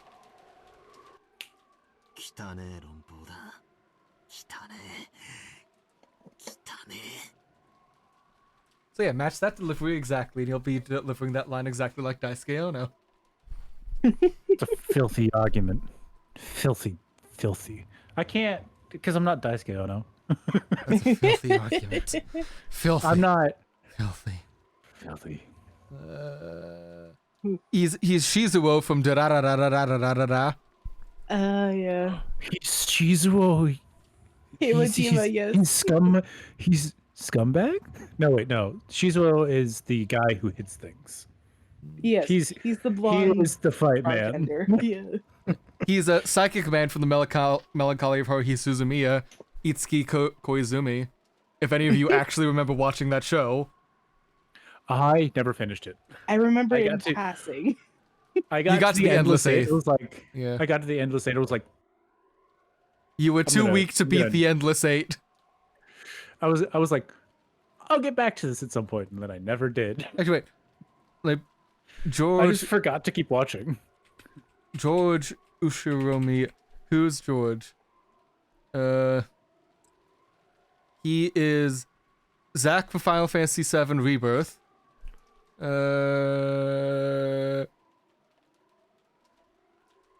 Sumiyaki Raida from Oshinoko, but I don't remember who that is, so we're just gonna ignore that.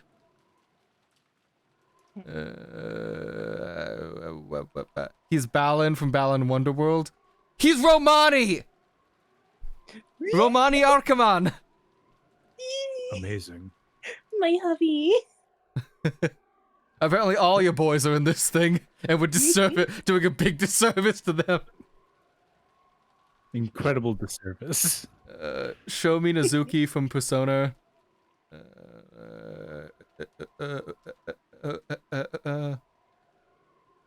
Korekio Shinguji from Danganronpa.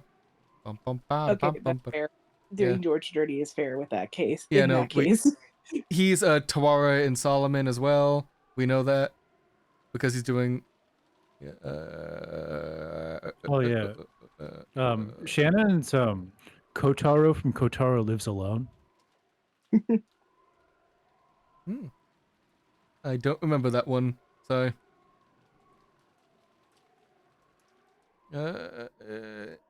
I swear I should know more of this guy's stuff, but let's see. There's George.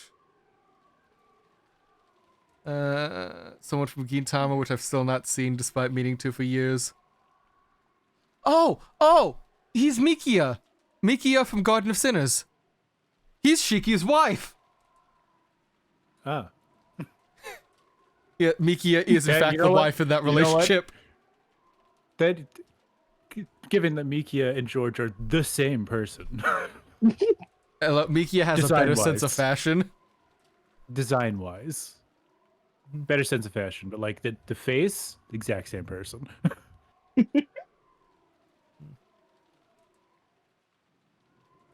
I'm not recognizing anything else as I'm getting like the early 2000s.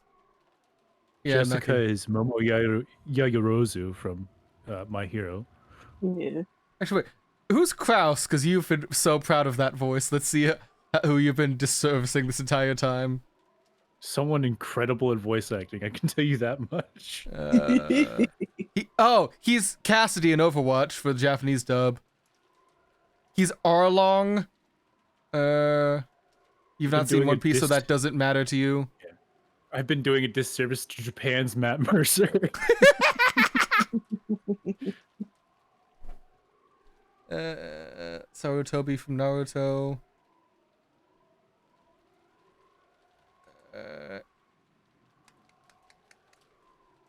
Man, he's been coasting off Sarutobi and other roles for a while that I've never heard. Hmm. Come on, some besides Asuma that I've heard of, please. Mm. And besides Arlong. He's Kamina's dad in Gurren Lagann. Okay.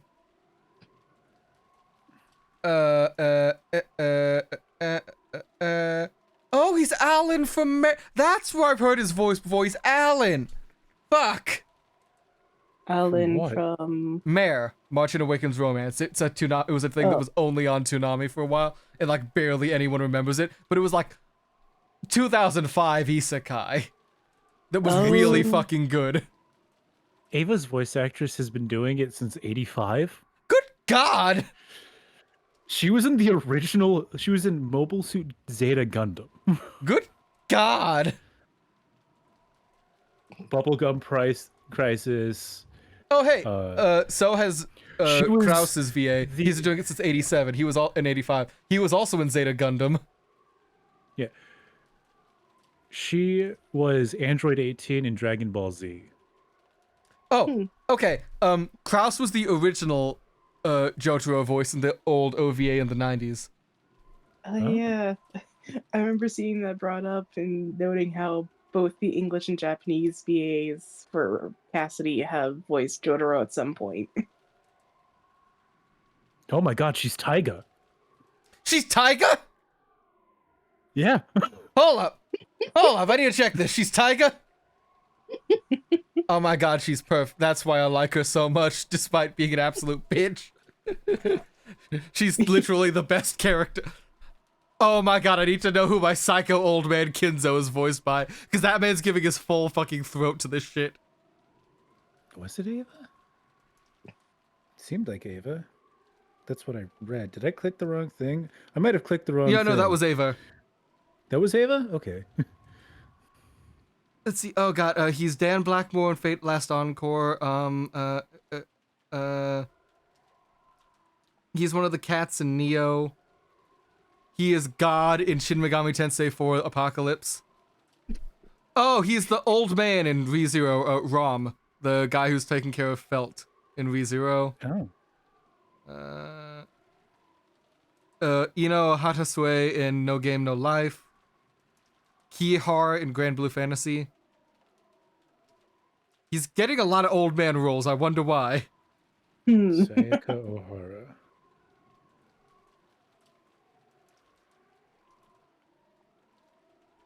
Beatrice is one of the younger people in this game. Like, it was voiced by one of the younger people in this game at the age of 47. Damn. She started in Case Closed. Damn. Yep. We've been spending 20 minutes looking at voice actors. She was on Cowboy Bebop as, like, background characters, basically. But still, Bebop. Here. Yep. She was Princess Wakana in Inuyasha. Which I haven't watched that. Baron Tamago in One Piece. Oh, he plays one of the Sele guys in Neon Genesis Evangelion. The guy with the Geordie LaForge visor and shit. Trying to see if there's anything I've watched. Oh, she was in Code Geass. She played the young Lelouch. And Millie Ashford. Wild. Yep. Before we get back, let's check what our resident, like, gun wielder Rosa's been in. Oh my fucking god, she's Holo! Oh. From the new Spice and Wolf, she's Holo, and possibly the old one too. Yes, she has been Holo the entire time. Fuck, that's a strong They voice. tend to get the same people for Oh, she's also roles unless it's like Dayu from Samurai Remnant. The Oh, the courtesan courtesan, woman. yeah. Yeah, the courtesan. Oh The my Oiran. god. Oida. Sailor Jupiter Yeah. Beatrice is Irisville. is who? Irisville. Irisville? Oh. Irisville. Oh. Damn. Everyone's been in Fate in this series, it seems. Oh, apparently. We've got Sailor Jupiter. Callan from Code Geass.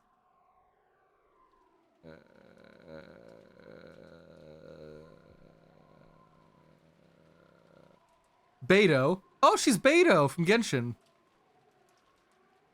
Anya, Ajna from Indivisible. Sorry, not Ajna, not Anya. God, so. I'm sorry. Is Rosa voiced by Ryuko? And Karen? Hortensia? And Yukiko Wow, everyone's been in Fate. She's Japanese voice for Yang Xiaolong and Yukiko Amagi.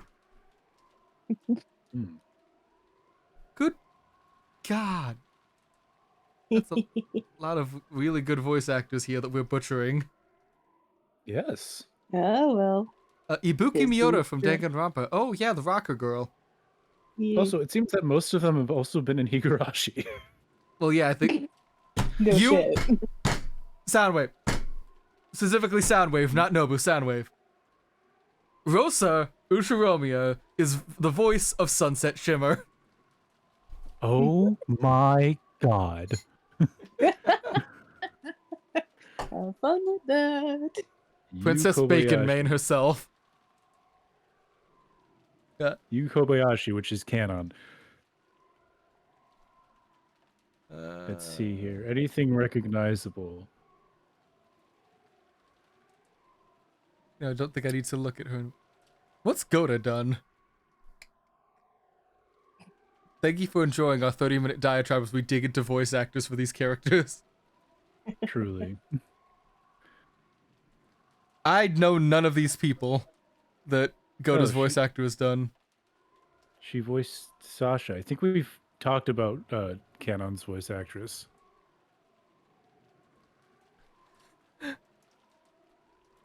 Kumasawa's voice actress has done like 8 roles and half of them are Kumasawa.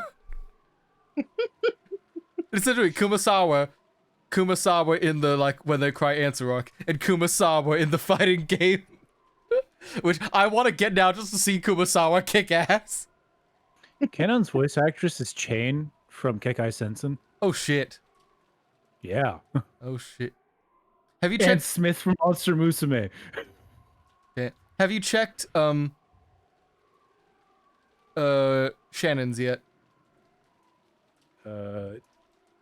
I looked at it briefly, but not in like a good capacity. Let's Sugar see. from One Piece. Vern from Grand Blue. She's the dragon companion. Kumiya, right. I remember bringing up a couple of them with you. I think one of you guys. a couple Possibly, weeks but I ago. don't remember it all like voice act. Oh, she's a Yori from Idolmaster. Oh. That's what I watched none of actively know. these. Happy See, from Fairy Tail. Yeah, I forgot that you have come into contact with Idolmaster case. Yeah, she's also Toka from Magio Record. Okay. But yes, I Yeah. am the staunch like Idolmaster is superior to Love Live Defender, even when it's demonstrably not. Because does Love Live have a mecha anime spin-off? I No. still can't believe that exists. That's an actual thing. It was the first That's a anime too, real I think, thing because that's that like an old exists. OVA before the actual series came out. Oh, Shannon is Rise, and Shannon is Nobu from Grand Order. Yeah. Oh. And Kumiya is known as the Queen of Tsundere specifically for her roles as Louise from Familiar of Zero and also Taiga from Toradora. And she's Pandora from ReZero. Man. Yeah, And I think Maria's also Yuri Hori. Shana from Shakugan no Shana as well. Probably. Yeah, Maria's voiced by Yui Hori, who's a fantastic voice actress, and is the voice of Hanekawa. Okay, the last one I'm gonna look at because, like, seeing the top of these people's sprites, we've not met them yet, and I don't want to see it. So don't go past Genji, Nanjo, or Burncast still. But who is voicing Burncast? Io from Grand Blue. Let's see, what else is there? Hideyoshi. Look at Hideyoshi. Rika, of course, obviously Rika from Higurashi because they look exactly the fucking same. She's the prissy bitch Priscilla from ReZero.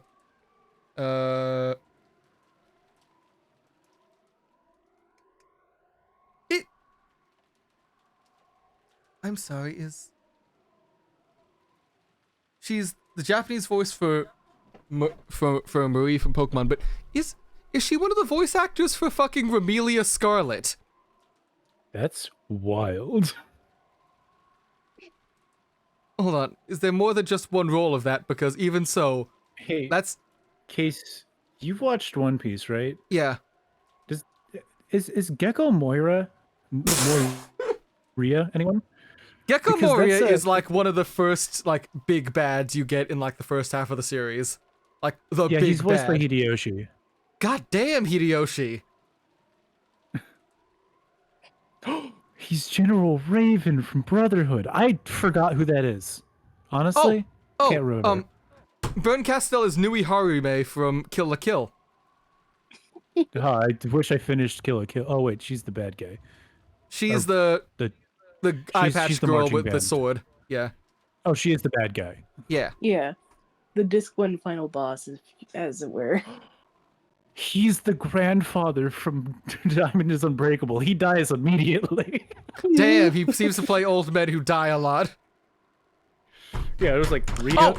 Oh! Ryohei Higashikata. Who's that? Oh! Yeah.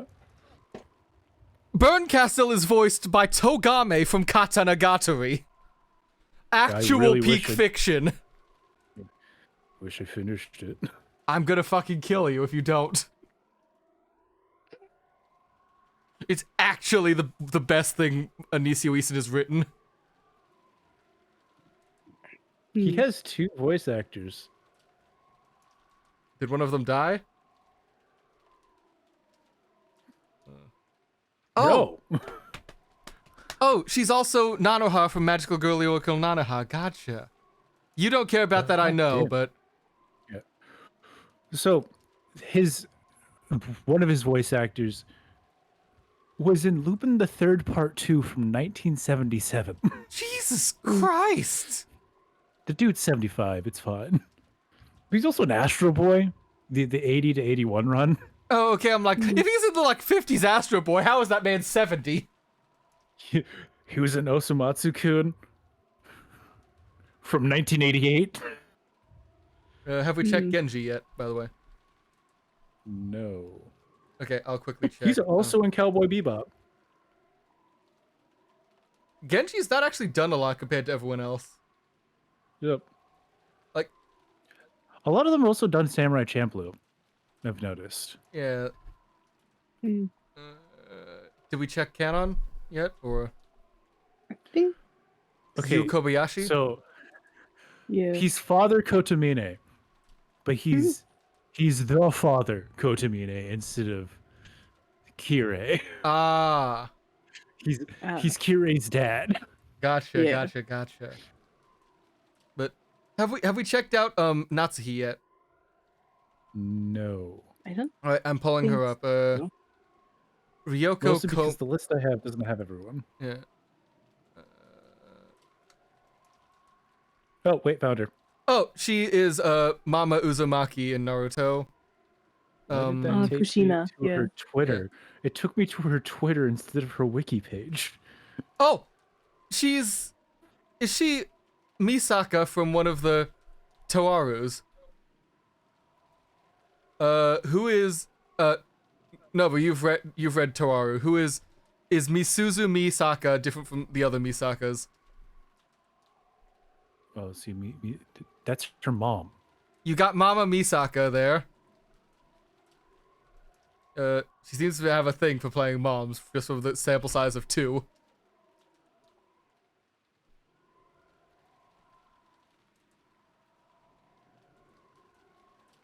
Oh, she was the old She's the old Sailor Jupiter before the other voice actress I mentioned took over that role. We have both Sailor Jupiters in the same game.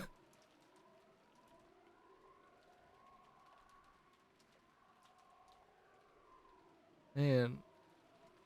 Wild. I looked up her name and like my drama list. Nope, that's a fully different person. Yeah, because huh. Weird. Anyways, it's been actually 30 minutes. Yeah. Oh, right, voices. Yep. Well, I already said the line. We'll say it again, it's been 30 minutes. That's a filthy argument. Oh, shit! My mic fell. Beatrice is not happy with your delivery. Try again. Give me a moment.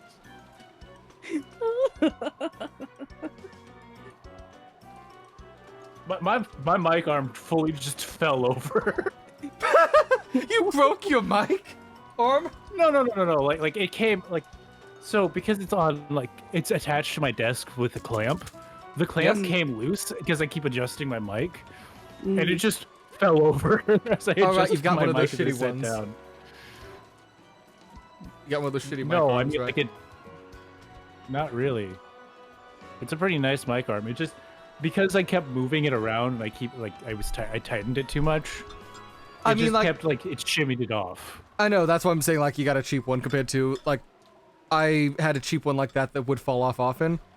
So, like, I got up a bigger one that had, like, a bigger, sturdier base that would wrap more around the desk and, like, not shift at all no matter how much I fucking move this thing. 'Cause, like, the cheap ones are generally, like, small, like, C-clamps you can see at, like, a hardware store. Yeah, that's what it is.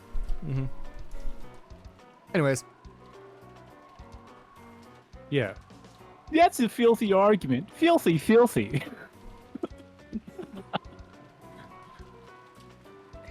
What's so difficult? Make it my fault? You can just make it the fault of the 19th person. The mystery guest, can you not? If you do, you won't have to watch this ugly battle of humans pressing each other.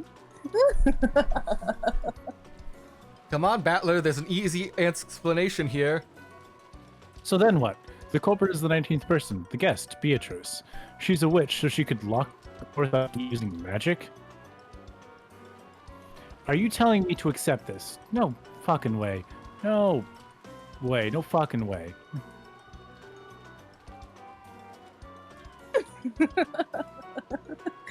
In the last game, I learned all of your weak points. So what now? What now? You said you were never going to accept me, did you not? In that case, can you use Canon as a perfect sacrifice? Oh, sorry, you can use. Anyways. Canon killed Jessica. If you support Rosa's theory, everything is settled here. You know. Canon is already dead. There should be no need to show concern for the dead. And you won't have... You don't... Let me... twisting a little... Then you won't have to doubt anyone here. Damn it. I won't accept you, but Canon Kun being the culprit? That's impossible.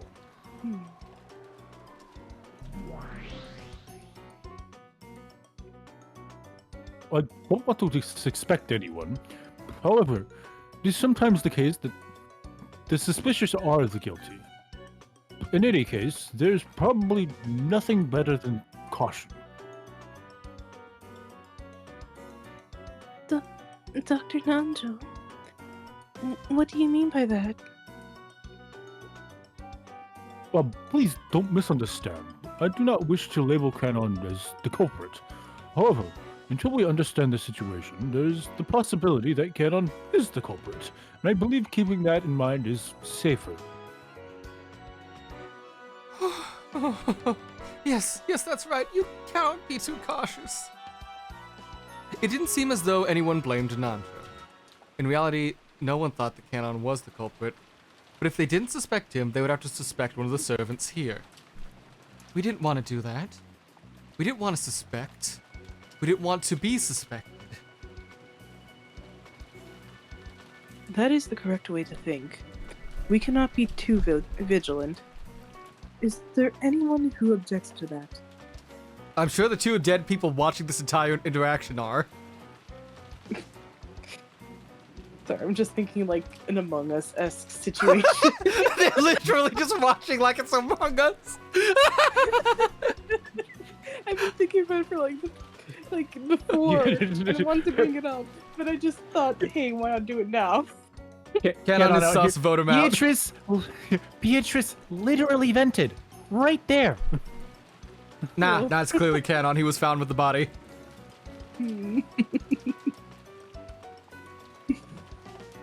Anyways. Jessica losing her mind laughing.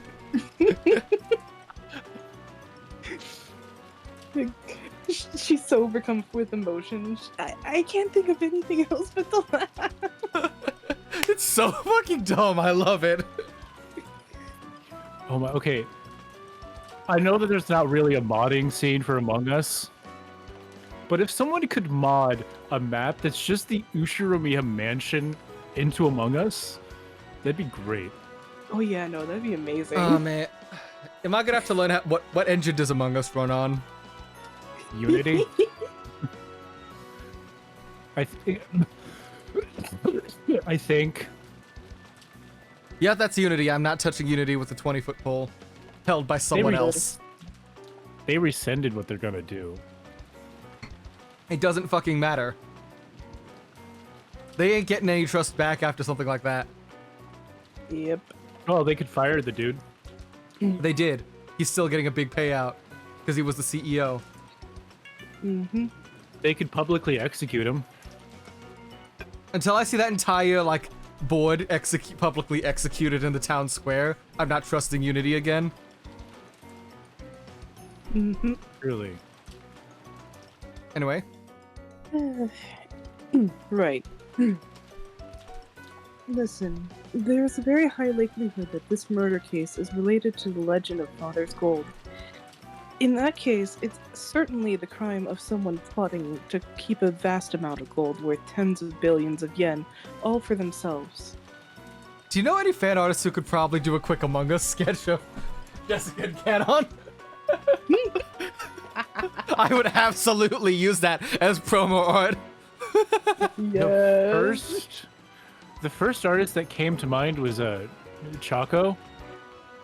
I need to see how busy she is.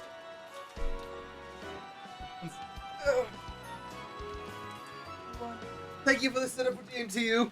Hold on, I need to check Choco's fucking commission queue. Can I fast track something from her?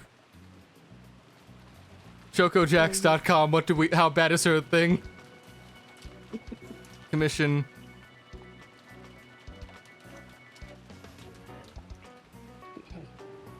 We could ask Ozzy. Oh yeah. Well. Whether or not he does it. Oh, she's a bit bit backed up on that. Yeah, waitlist is a bit backed up. Ozzy does it. Okay, I'm going to fucking ask him quick. I'm gonna quickly send Ozzy a message for that. But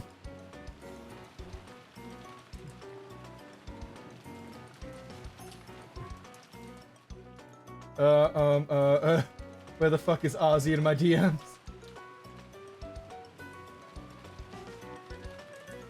Vessel unit. Right.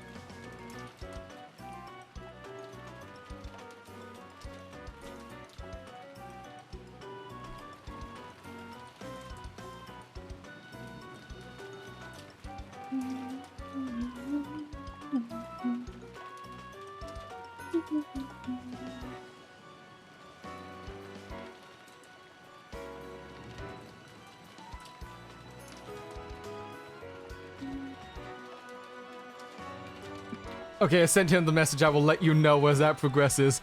But I will absolutely pay Ozzy to do this. Just have be the thumbnail for like the highlights and include this stream and maybe. God the no, I'll just previous slap one. it up on Twitter and say, yo, here's a funny meme I paid someone to make. That too. Because it's that or bother to learn how to draw myself just for a shitpost. Well, if I had to, that is a good plan B because Among Us are simple enough character designs. Yeah. Yeah, but then you have to add the stupid hair from. The Jessica hair and then like Canon's stupid fucking Jessica. cap. Yeah. Yeah. Anyways, we're distracting ourselves. Yeah. So we finished. I finished the line before did we you? went on that Among Us tangent. Yes. With that amount of money, you could play around for the rest of your life in any country. It may be possible that they would massacre us for this reason. Marie don't believe any of that shit. For the simple reason that our guest wasn't holding a master key. For the murder of Jessica-chan and this murder alone, we removed our 19th person, Beatrice, from suspicion. But we can't say that she's unrelated to the crime. Technically, yes, that is a logical deduction. It's working with the information provided. That is technically reasonable, based on how her thought process at the moment. After all, it's a vast amount of gold we're talking about. We can't deny the possibility that there are multiple culprits. Right now, one of the people here among us might have She said it. been She brought- said the it! thing. She said the line! It's canon! They're dead and they're watching over all of this. Amokus. Like, I knew it the moment I read those words. Like, oh no, here it comes. Else I didn't finish the last words. Oh, you didn't? I thought you did while we were... Sorry. Yeah. To I was shreds, saying- you say. I want to play Among Us now. I want the first death. We all get there. To shreds, you say. Right now, one of the people here among us might have been bought by the culprit. As Auntie Rosa yelled, she looked around, her gun still raised. Don't believe anyone. Suspect the person next to you. That was what she was saying. But no one wanted to suspect. What? I was gonna say, I can't believe it's taken me this long, but I realize I should be reading Rosa's lines with a little bit more aggression. That's fine. We're not Yes. exactly nailing perfect Yeah. delivery for any of this. Yeah. We probably So- should, but I It's should turning- sound like Daisuke Ono, but that's not happening.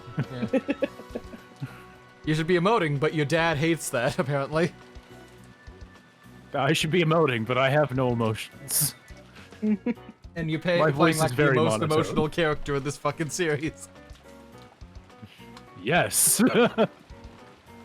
Robot Ushirobia now. Battlebot. He's Battlebot Ushromiya. He's evolved He from has Fight spinning Man to blades. Battlebot. That weakness in their hearts demanded an answer from those not here. There are only two groups of people you can be sure aren't suspects. Yourself and those who are already corpses. The same goes for Kanon-kun. Until we catch sight of his corpse, he is the most likely suspect in Jessica-chan's murder. So take care, even if he's still alive. Even if he smooths things over with some explanation, you absolutely must not trust him. Alright?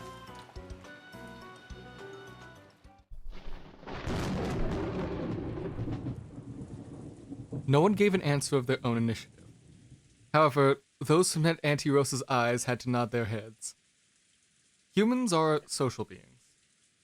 In other words, from the time they were born, trusting each other is imprinted in their genes. It's unpleasant to go against that.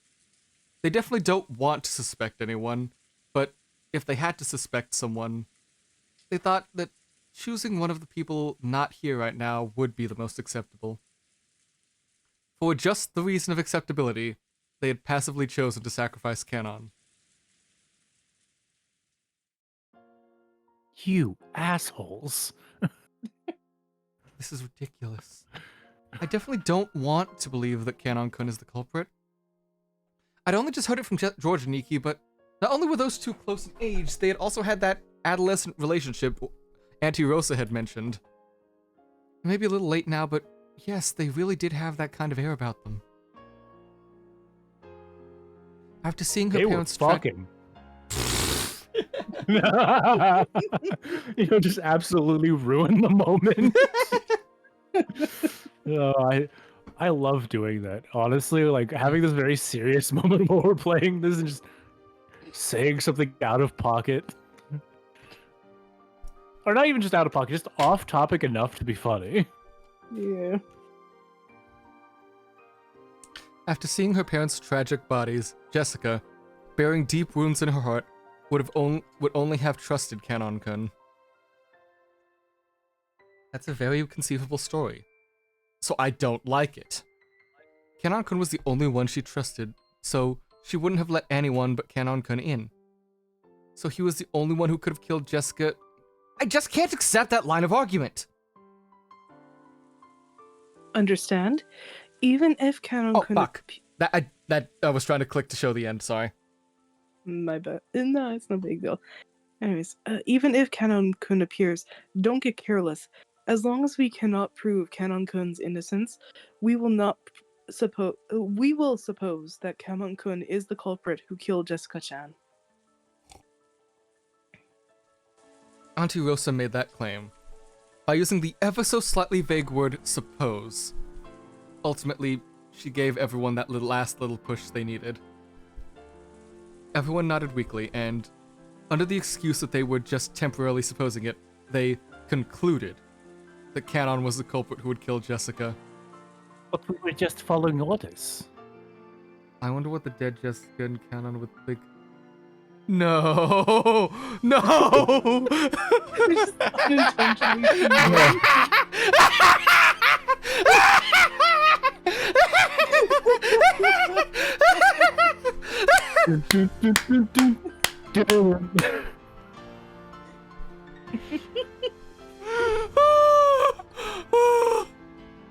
The dodgeball strikes again, folks. You know what? We could absolutely end there and it would be perfect. The funniest moment we could have ended on. Like a fucking cannon. You know what? I'm not even mad. That's fucking hilarious. I wonder what they would say if they were here. Case no. I'm not even mad about that one, Apollo. That was absolutely fucking hilarious. Because we were just making jokes about Among Us. No, I'm not even mad about it because now I can just commission dumb shit post art and get material and have it actually be accurate. They were literally there. That's hilarious. Anyways, I want to see if they actually do any speaking before we set. They're absolutely gonna say shit. Yes. Jessica was crying. She was crying in the chest of the person who would put his life on the line to fight for her, Canon. It was frustrating. So frustrating that it felt like her chest would explode. She grieved and resented how far the dignity of the dead had been trampled. Those guys, why are they treating you like the culprit? Because there's no corpse. Why are they treating you like the culprit because there's no corpse? You risked your life to fight for me. Then that witch erased your corpse for fun. To call you the culprit because of that. It's horrible. It's too horrible. It's alright. In the end, I couldn't completely protect you, but I was able to be of use to you, milady. So, why doesn't everyone understand that? Stop it, Auntie Rosa. Don't call Canon-kun the culprit with that messed up reasoning. She isn't saying that I'm the culprit. She's just saying I'm suspicious. I'm sus. No. She's saying to be careful. I'm being a sussy baka. But you're not a sussy baka. I had to. I could hear your voice cracking up as you were trying to sound cry. No, the thing is, I was trying to be Oh serious my God. about it. Apparently you interpret it as me cracking up. Yep. But anyways. He's saying it. These people are saying you're the culprit, Kanon-kun. So we can't stop thinking.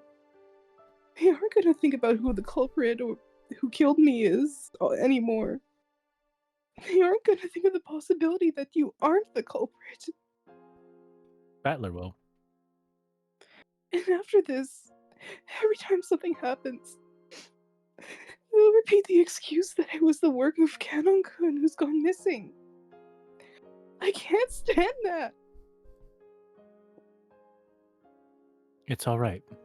At least you know the truth, milady. And there's the other thing I fucking called. I will be dead, but at least you know I didn't kill you, milady. Fucking said that earlier. Mhm. It's not as funny as the Among Us ghosts watching this go down. Yeah. If only I know the truth. If only I know the truth. That's pointless. I found out by dying. The truth belongs to living humans. If the truth doesn't remain, the dead won't be rewarded. They won't show why you risked your life.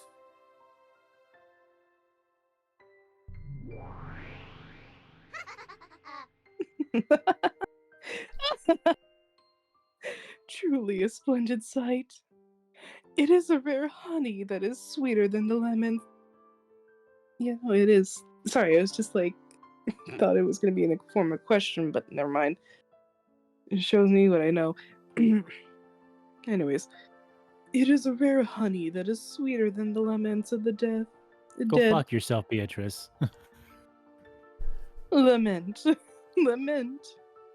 No matter how much you lament, the voices of the dead never reach the living. Well, there are cases. In stories. I don't believe in ghosts. Damn it! Damn it! It doesn't matter who. Hear my voice. Canon isn't the culprit. Canon's corpse was just erased. Why? Why don't you understand that?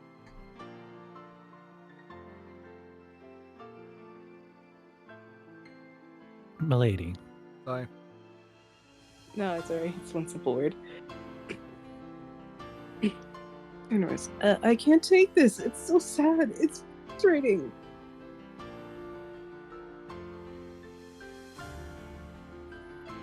If it's like this, you died for nothing. The dead have no honor unless the living acknowledge it. It doesn't matter who. Realize, please. Kanon-kun isn't the culprit. Don't go. Don't go, guys. Please, don't end it like this. Don't go. Don't go. Rosa proclaimed that this room should be sealed until the police came. The rest didn't want to suspect each other, so they happily accepted that. They accepted Kanon as the tentative culprit. Without even imagining how much disgrace that gave to the dead, they accepted it. Milady, it's alright now. Thank you.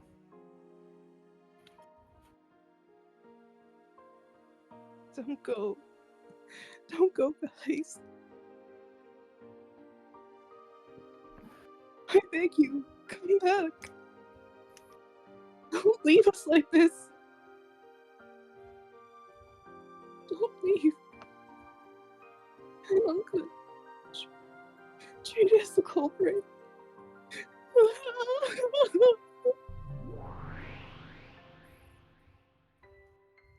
It won't reach. The laments of the dead never reach.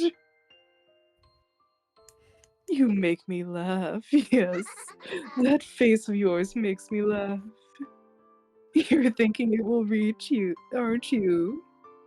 It won't reach, Jessica.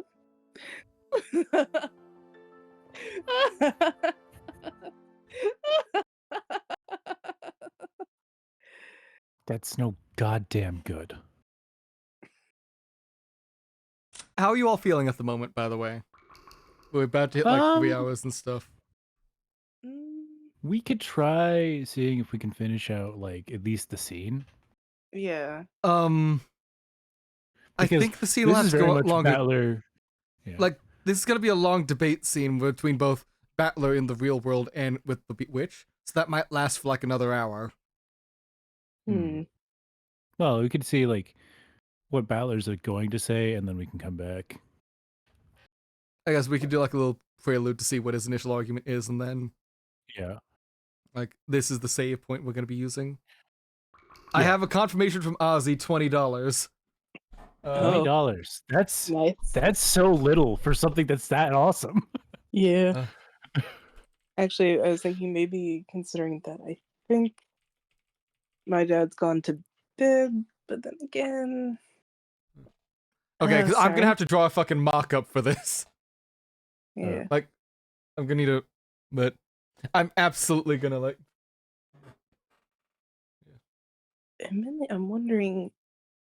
See, I know that my brother, if he was here, he could definitely hear me, but I'm not sure if my father, who is as far as I know, sleeping in his room.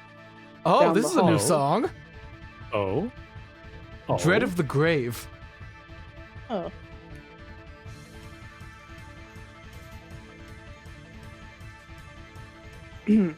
I can vibe with this. Yeah. This is not what we thought it was going to be. This is the Battler in the story. Being Oh, like, that's wow, no yeah. good. Oh yeah, this is All Story right. Battler. Yeah. Huh? Battler-kun, did you say something? Yeah, this is no good. It's no goddamn good at all. At the time everyone made to leave the room, only Battler had his back to them, and he was still looking down at Jessica's body. What do you mean, it's no good at all? Do you have some objection? I'll at least agree that we have to be vigilant. But this talk about having Canon-kun be the culprit, sorry, but allow me to refuse. Oh, this is a two Battler argument. Ooh. Oh. Interesting. Oh. So you're biting into this part. If Canon wasn't the culprit, and it wasn't my doing either, then how do you explain this locked room that Jessica's room has become? Simple, there's a hole in the entire argument that we don't know that it was locked before everyone died. That's the fundamental part of the argument that's not there. We have no one confirming the door was locked before and then locked after. Mm-hmm. These doors don't lock by themselves, and Jessica wasn't in the habit of locking her door normally. Shannon said so. Yeah. Yep. Check fucking mate, bitch. Honestly, I've got to throw my hands up here. Seriously, why'd I say it's no goddamn good? I've got to take responsibility for my own actions. I'm empty-handed with zero weapons to argue with, but, you know, I won't stand here twiddling my thumbs anymore, Beatrice.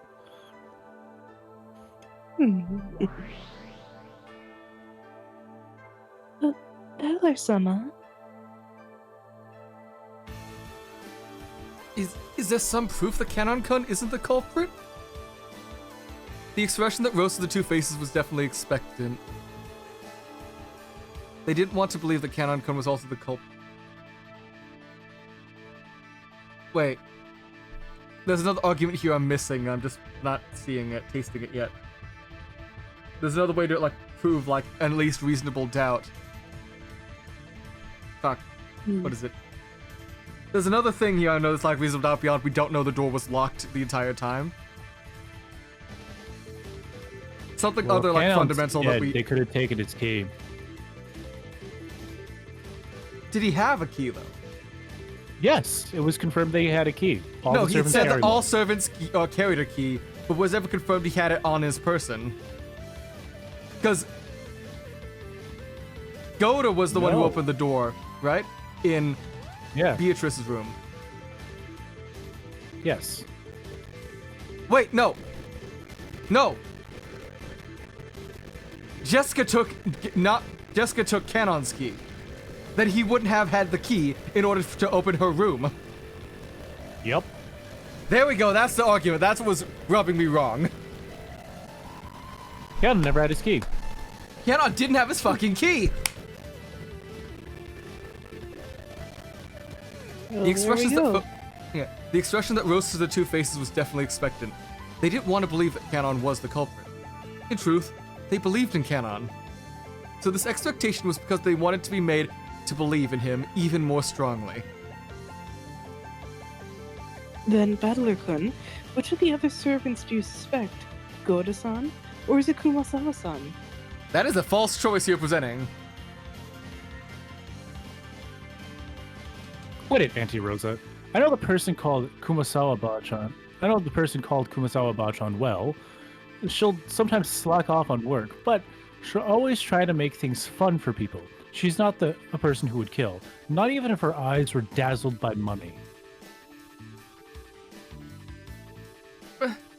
Battler-sama. And I've just met Goda yesterday. Honestly, I still don't really understand him, but there's one thing I understand.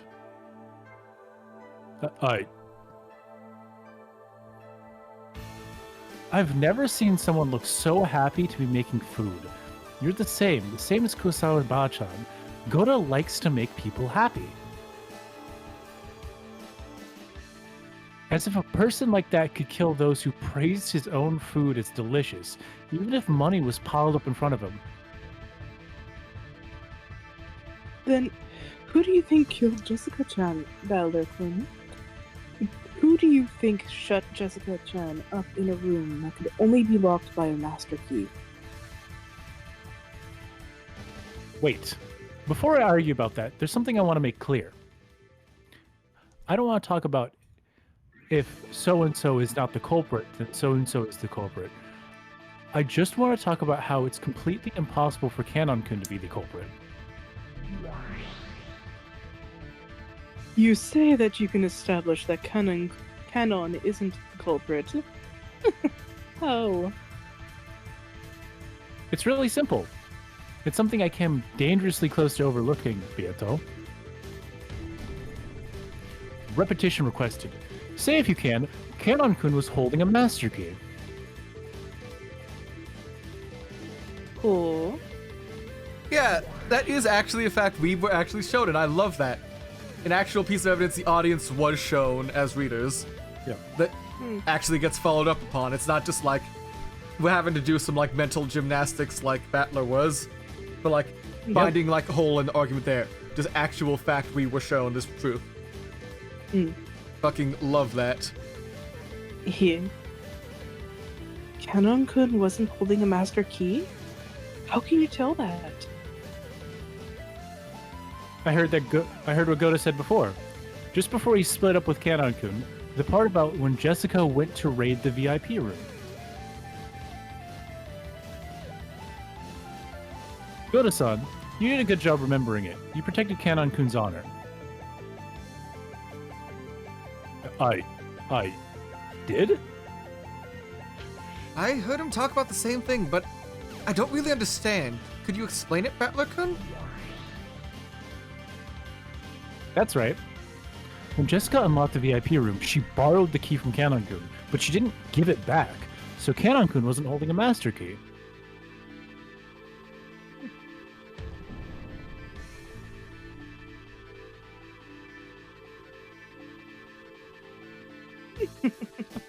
Or was he?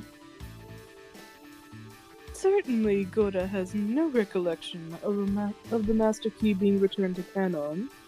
However, she might have returned it when Goda wasn't looking.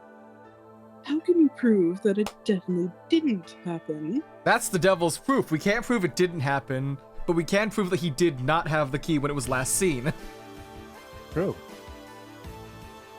Also, an ad's about to start in like 2 minutes, so I'm gonna switch this over for a sec. Then we can decide if we want to keep going.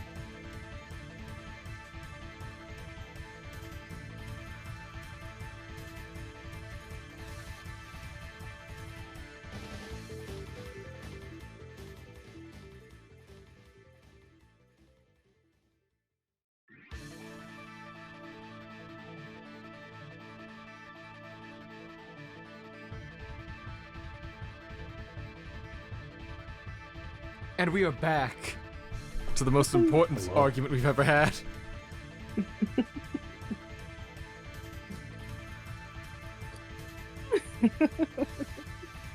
If you could just search the pocket of Kanon's corpse, you could probably establish that, but you can't. It is impossible to prove. Why would we need to search his pocket? Yeah, we didn't need to search his, we just need to search Jessica's. You're no goddamn good at all. It's truly simple to prove, isn't it? I like that distressed Beatrice face. No way. So you're saying that Kanon-kun wasn't holding the key? Yeah. And to prove it, all you have to do is search Jessica. Kanon-kun's master key should be in Jessica's pocket. Dr. Najo, would you check for us? Yes. Nanjo dashed up to Jessica and searched inside her jacket pocket. Everyone hoped for it.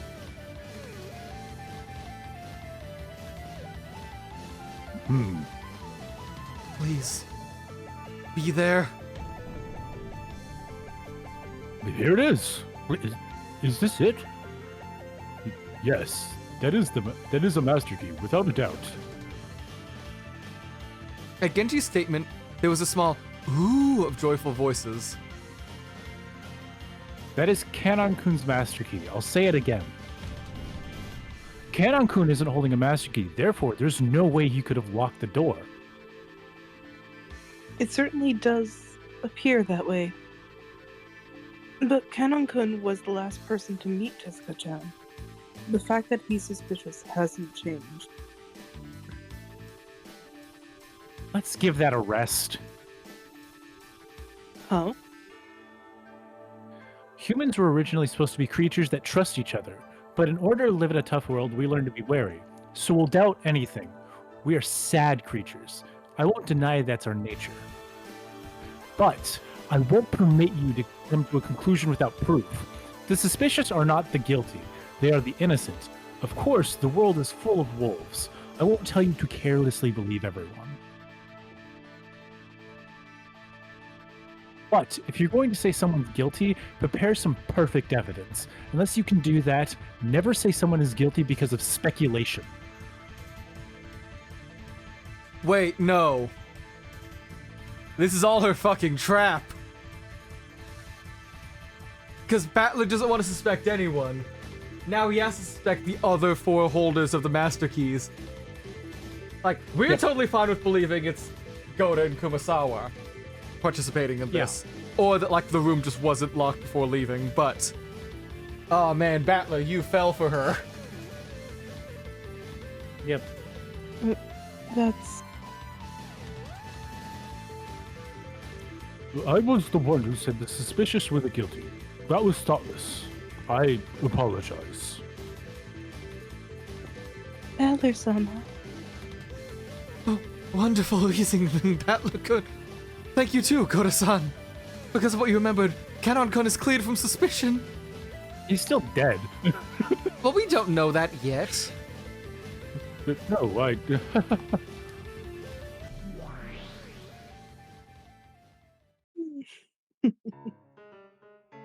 Clap. Clap. Clap. Don't clap sarcastically at me. That was the dry sound of the witch's applause. Well done, well done. Not a bad job. Shit. Did I just fall for a blatant bait piece? You wonderfully prove that at least Kanon couldn't lock the door to this room. The servants should all have been holding master keys.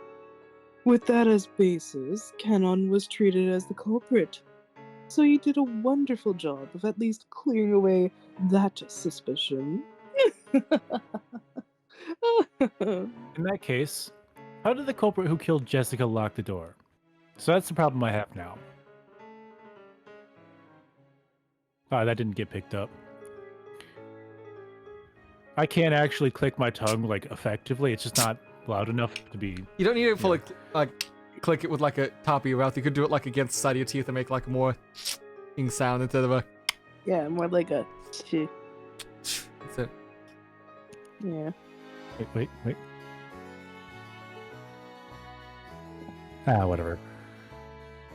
I've been drawn into a development that went exactly like you wanted. Right, into my trap, yes. Furthermore, you said something outrageous about not doubting any of the other servants. Well then, it'll be worth seeing how you glossed this over. Shut your face. Let's get this started.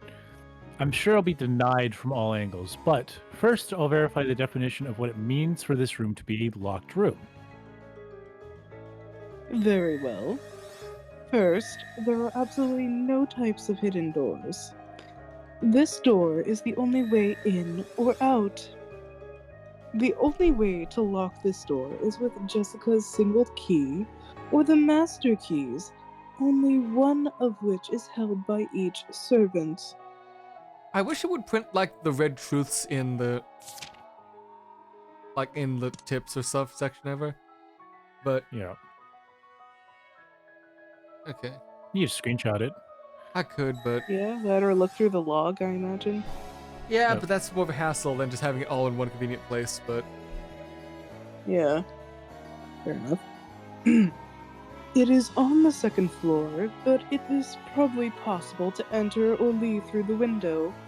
However, the window is locked from the inside. Let me flip over the chessboard right away. If I start by arguing about the door and the lock, I probably won't have. I probably won't leave the palm of your hand.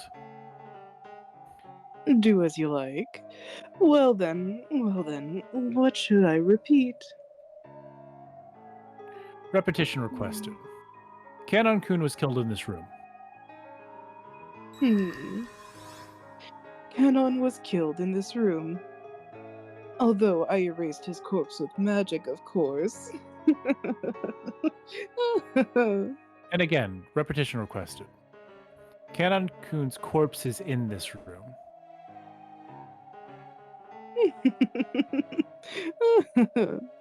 I decline. I cannot repeat it. Because I erased the corpse with magic. Of course you wouldn't. There's got to be a secret hidden in there somewhere.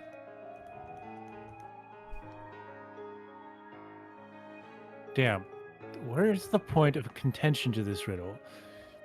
Is it that they locked it without a master key, or is it how they managed to kill two people who were inside a room with a door locked? Or is it how they managed to escape after killing them both? I hate to say it, but I'll have to tackle this one step at a time. Repetition requested. The last time it was locked was by a master key. One moment. I also decline that. Oh, you're gone? He's gone. We lost him. Ah, shit. Battler's dead. Beatrice wins because he's fucking dead. Of course. But still, such a boring conclusion. I mean, that's just because he's too lazy to not just immediately accuse the servants, who are the only suspicious ones next. Or, okay, so let's say, following Battler's logic, that everyone is innocent and it was just Beatrice and not the servants then. The body getting out, before we even confront, like, how she locked the door again, we need to confront what was done with the body. Because that body either had to be removed from the room or hidden somewhere, like, under the floors or elsewhere, in a place that doesn't qualify as a room, but, like, as a, like, chest or, like, a storage medium or something.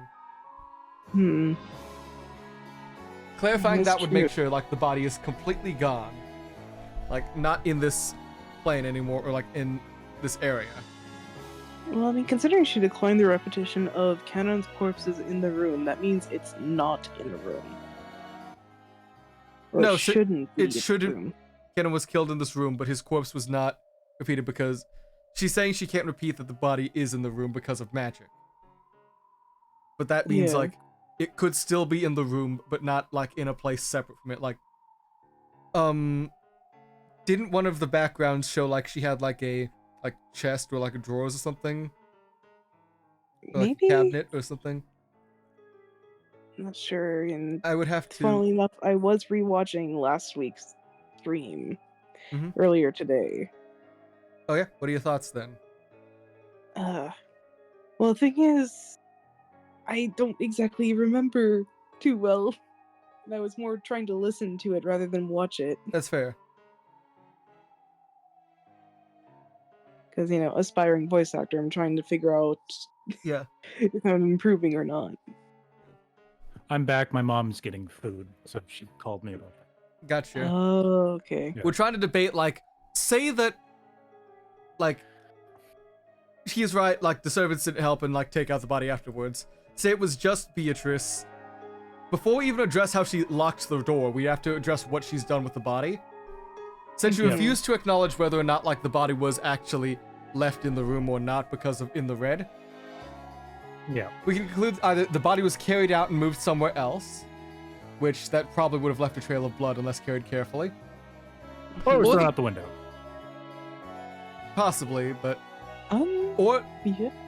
like, the body is still in the room, just hidden in this place we don't understand, that wouldn't qualify as a hidden room. Like a... Yeah. like in a trunk or drawers or something like that, that, like, could hide his twink body, his twink ass. Yep. Because once you're dead, you don't really care about, like, being comfortable with your body. in the Mhm. wardrobe. Yeah. Even. Did you say this line? Yeah. Then this declining thing is really vague. I don't know if you decline because it's impossible to repeat, or whether you can repeat it and you're declining on purpose. This is absolutely on purpose. She's being a bitch to you. Back when discussing the lock to the chapel, you completely turned the tables on me. When I have an advantage, there's no need to go out of my way to speak using the red, which carries risk. That's all there is. Yeah, I guess so. At its heart, the red is something you use when you want to stop my strange theories. It is natural that I would use it to my advantage. Because of the risk of it being quibbled with, I won't use it uselessly.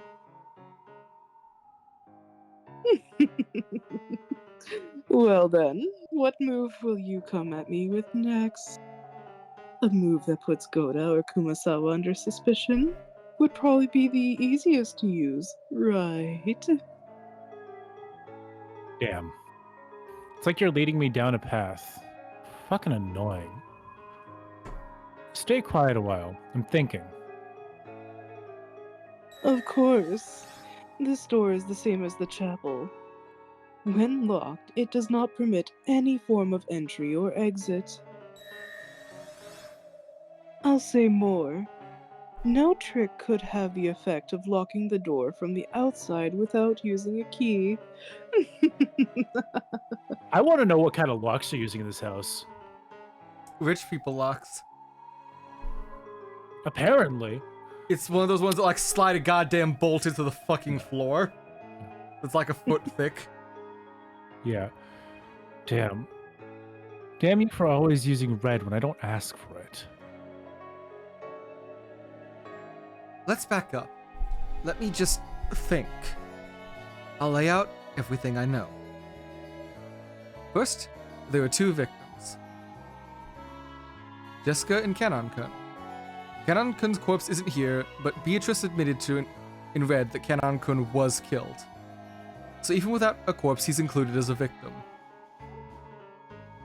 There are a few questionable points, and depending on which I focus on, my line of thought changes a lot.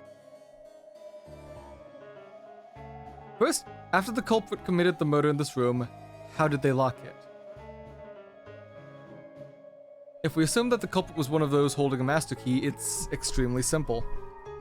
But I want to avoid that if I can, because I would have to suspect Goda-san or Kumasawa-san. No, in the worst case, even Shannon-chan or Genji-san. At this point, I notice something. I'm contradicting myself. I'm cutting my own throat. I want to deny Beatrice no matter what. I want to erase the existence of that brutal, fickle, ridiculous witch. In order to do that, I have to explain everything with humans, not magic. But that also means suspecting some human. I don't want to suspect someone. Of course, if there was some clear proof, I wouldn't have to believe that person was the culprit. But as long as that didn't happen, I didn't want to cast any suspicions. Am I just green? Am I just a kid who doesn't want to have my feelings, which tell me that at least this person or that person couldn't be a murderer? Betrayed? I want to deny that it was a witch. I also want to deny that it was a human. Now, I don't know what is what anymore. In the first place, the only victory condition in our game regarded whether or not you could deny my existence. Even though that alone was a game that puts you at a disadvantage, you've increased the number of victory conditions all by yourself and made your own victory difficult. It's just as she says. If I started arguing that someone holding a master key was the culprit, this locked room could easily be broken. However, since the number of keys that could open this door are limited, and furthermore it's clearly known who holds them, saying that would mean that I was suspecting someone I knew well. No, have I just been averting my eyes? In that locked room trick with the chapel, which had been exhilarating to destroy, I'd propose that someone stole the key from Maria's handbag and returned it. If that theory was right, then the question becomes who could have stolen the key from her handbags. Maria's handbag had probably been at its most unguarded while she was sleeping. In that case, in addition to me, George, Aniki, and Jessica were also suspects. Was George, Aniki, or Jessica really was the culprit? Or maybe an accomplice? All of our parents had been killed, right? And yet one of us consented to that and assisted with the crime? We had lamented, mourned, and shed tears in the chapel. Yet one of us, one among us, one among us, had been lying.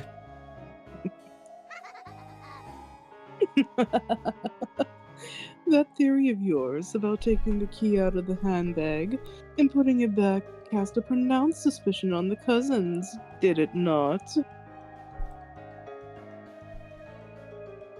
Quite impressive. In spite of that, you managed to act like you didn't notice, and spoke your theory with such gusto. Damn it. That doesn't guarantee that one of the family or the servants is the culprit. You snuck up on us hiding in a cardboard box, for example. There's a good chance you could have slunk into our room when we were fast asleep and stolen the key, right? Didn't expect a Metal Gear reference from Battler. Didn't expect Metal Gear, because especially since that game's not going to come out for like 20 years. Then again, Toho doesn't come out for 20 years. Neither does Higurashi. No, it's more like, I mean, you could say 10 years, because I think Metal Gear Solid came out in like the 90s. Metal Gear, okay, the original Metal Gear was like a pixel art game. Metal Gear Solid was like a PS2 game. Okay, so that's 20. Oh, it's a PS1. I need to check. Okay, so it's 98. Never mind. I was wrong there. Okay, I thought it was. so I thought it was like a always 2 years. 2000s game. Yeah. A little over 10 years, yeah. Sorry, I'm A little thinking over of 10 years. Metal Gear 2: Sons of Liberty, because that one came out on the PS2. Metal Gear Solid 1 was on the PSX.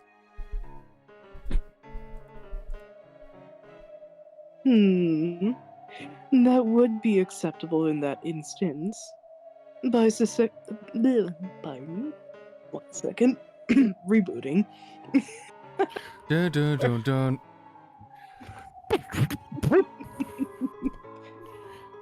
By suspecting me as the guest, the 19th person, you won't have to suspect them. But then, what will you do about the lock to Jessica's room? It's no trouble at all for me to open the lock with magic, but of course I don't have a master key. If you deny my magic, you also have to deny that I'm a suspect, you realize? And what that entails is suspecting one of you 18. Thanks for the lovely explanation. I've been able to sort things out a bit. My goal is to pursue how the 19th person, the human guest Beatrice, committed the crimes. If I do that, I won't have to suspect anyone. Don't tell her that, Battler. Dumbass. If you can do that, yes.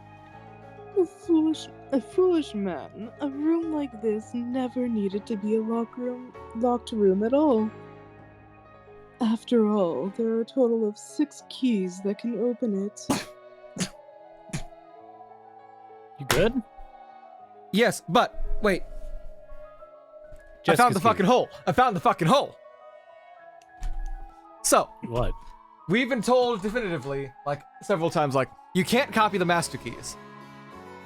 Those are perfect. Like you Yep. can't copy that. You can't use a break-in. And there are only 6 keys into this room. But, Jessica's key. yep. There's a fucking hole in the argument we could pursue. Fuck yes. We could make a copy Jessica's of. key, which at any point before the yeah. first murders were discovered, Could have just been taken out of her room because she doesn't lock her door. Yeah, she doesn't lock her door when she's on the island alone. So long as Jessica was on the island and not at school, absolutely anyone could have gone in and made a copy of the key. And including Beatrice, who was disappeared this morning. We have the hole in the argument we need to get in. Yep. Let's fucking go. We'll see. And there are several who possess those keys. You can suspect any of them. Suspect as much as you like. But you went to all the trouble of denying all of those and made it a locked room yourself. Understand? This is a locked room born from your mental contradiction. There's no one else. You closed that door yourself. So accept that a witch opened it with magic, or accept that someone I know is the culprit. Those are my only two options, you're saying? Damn. Are you trying to fork the rook? Fork The the rook? Gotcha. I read it as root at first, and then I was like, that's not correct. I merely wanted to show you that this move also exists. You're being led on, Battler. She is leading you in a certain direction, so you don't suspect the easy way out. Well, it's not easy, but it's No, another way. it is absolutely the easiest way to do it. Fuck trying to steal a key from, like, the others. There's a key that's been left unguarded for multiple times frequently. We've been confirmed. And that one could easily be... That's absolutely easier than killing or, like, stealing it from a Not servant. only that, Jessica didn't sleep in her own room. That's true! Oh yeah, she slept in the guest room. Or the guest house. we got The only guest that did sleep in the mansion was Beatrice. Oh god. And during the night when she killed everyone, she could have absolutely checked on Jessica as, like, a possible victim. Found the key and then made a copy of it. Yep. Man, we're geniuses. We're great at this. So wait, wouldn't that mean she has a set of, like, key cutting tools and the metal needed to cut a key? The tools That's itself doesn't beside matter. the point. That's besides the point. We're not trying to debate that. We're trying to prove that this isn't a locked room that no one could enter. So long as the Yeah. We're possibility trying to prove exists. that humans could do this. Yeah, so long as Yeah. everything can be done through human means. That's That fair. entirely breaks down her argument.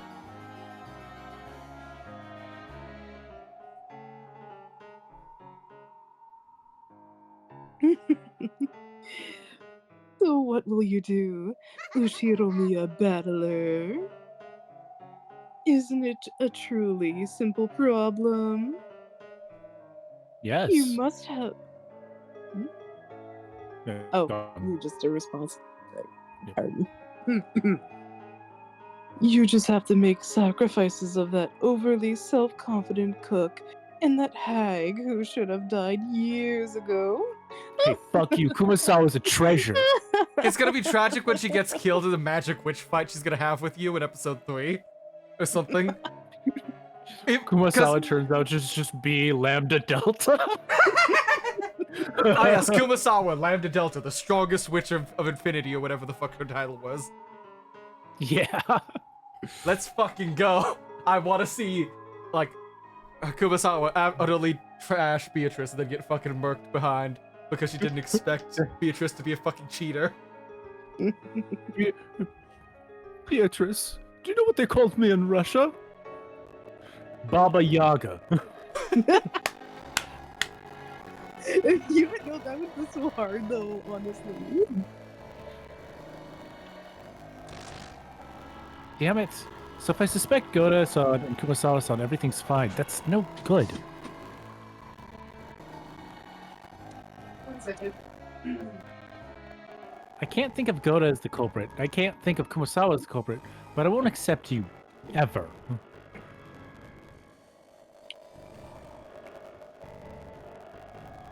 In that case, they would have to enter... Pardon?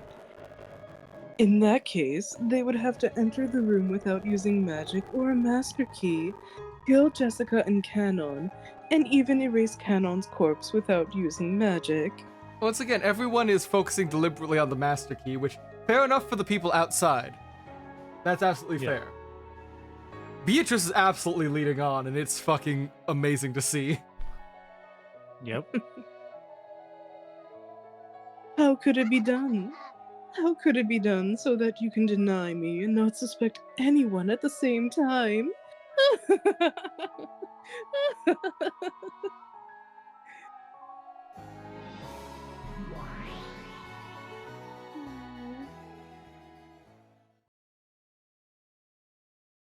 Resign.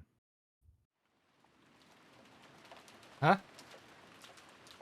Battler-kun, what do you say? I give up. I was able to prove that Canon couldn't have locked this door, but that doesn't mean I was able to figure out who killed Jessica. No. That's more than enough. For doing all that for Kanon-kun. Thank you very much.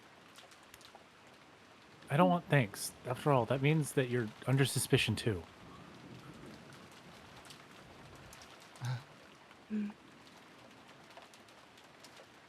I'm sorry, and sorry, Auntie Rosa. It's not like I wanted to be defiant towards you. I just don't want to die either. And I want to find Dad and the rest's true killer. Sorry for saying something that wasn't cooperative. No, it's alright. I was also a little rash. Let's make up. As auntie and nephew, we have to be friendly with each other. Right? Auntie Rosa shifted the gun to one hand and held out her other hand. I reached out, and for the time being, we shook hands.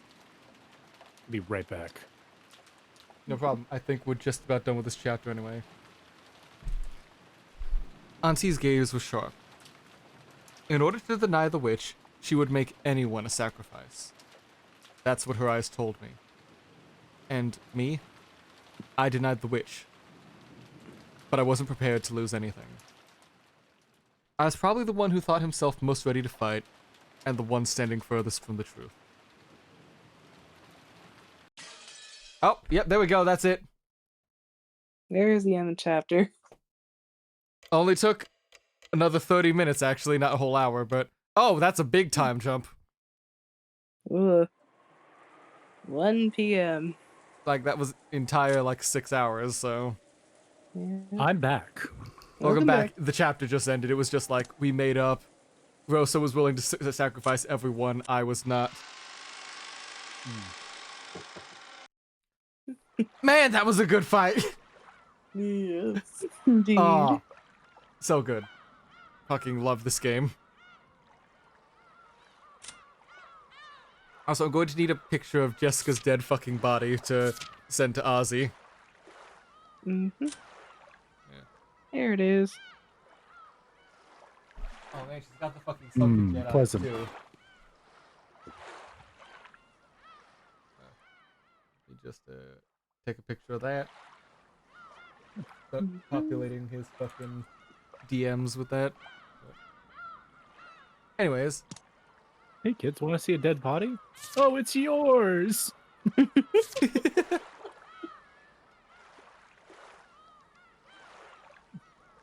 Anyways. God, that was good. Now we have to wait for who's gonna die next. Mm-hmm. Mm-hmm. I don't know who it's You did gonna say- be. It's so up in the air at the You did moment. say Battler was gonna lose, but he did have a win there. He did he's have halfway a win, but there. he's still, yeah, he's halfway there, living on a prayer, but not. He's he's overlooking what everyone's saying. Yeah. But to be fair, if I wasn't talking about this actively with you guys, I probably would have overlooked it. But having someone to bounce thoughts off of is really helping out. Mm-hmm. But thank you for stopping by, everyone. We'll be live again tomorrow with more of this to see who's gonna die next time. Yep. And trying to deduce more further facts of what's going on. Or watch Rosa point the gun at people. Nitori's streaming, not Yuma. Fucking Nitori's streaming? Nitori's streaming. Well, I'll be damned. I'm not saying I'm not seeing Yuma on, but I'm seeing Nitori. Yeah, no, she's playing her music rhythm games. Okay. Yeah, let's stop by Nitori. We haven't said hi in a long time. I haven't seen her stream in a long time. Huh? Fuck, what was the raid message we were gonna say that I was joking about? To shreds, you say. It shreds, you say. To shreds, you say, raid. Ah! Alright. While I'm letting that load up, I'm going to switch to the stream ending. Thank everyone for stopping by. It's been great having you. Yep. Thanks Until everyone. next time. Yeah, until next time. I really can't wait to see who's gonna die next and how we have to solve that. Because I can tell it's just gonna be just as stupid as the last time. But until then, enjoy Nitori. She is great people and really good at rhythm games, so see you then. Bye.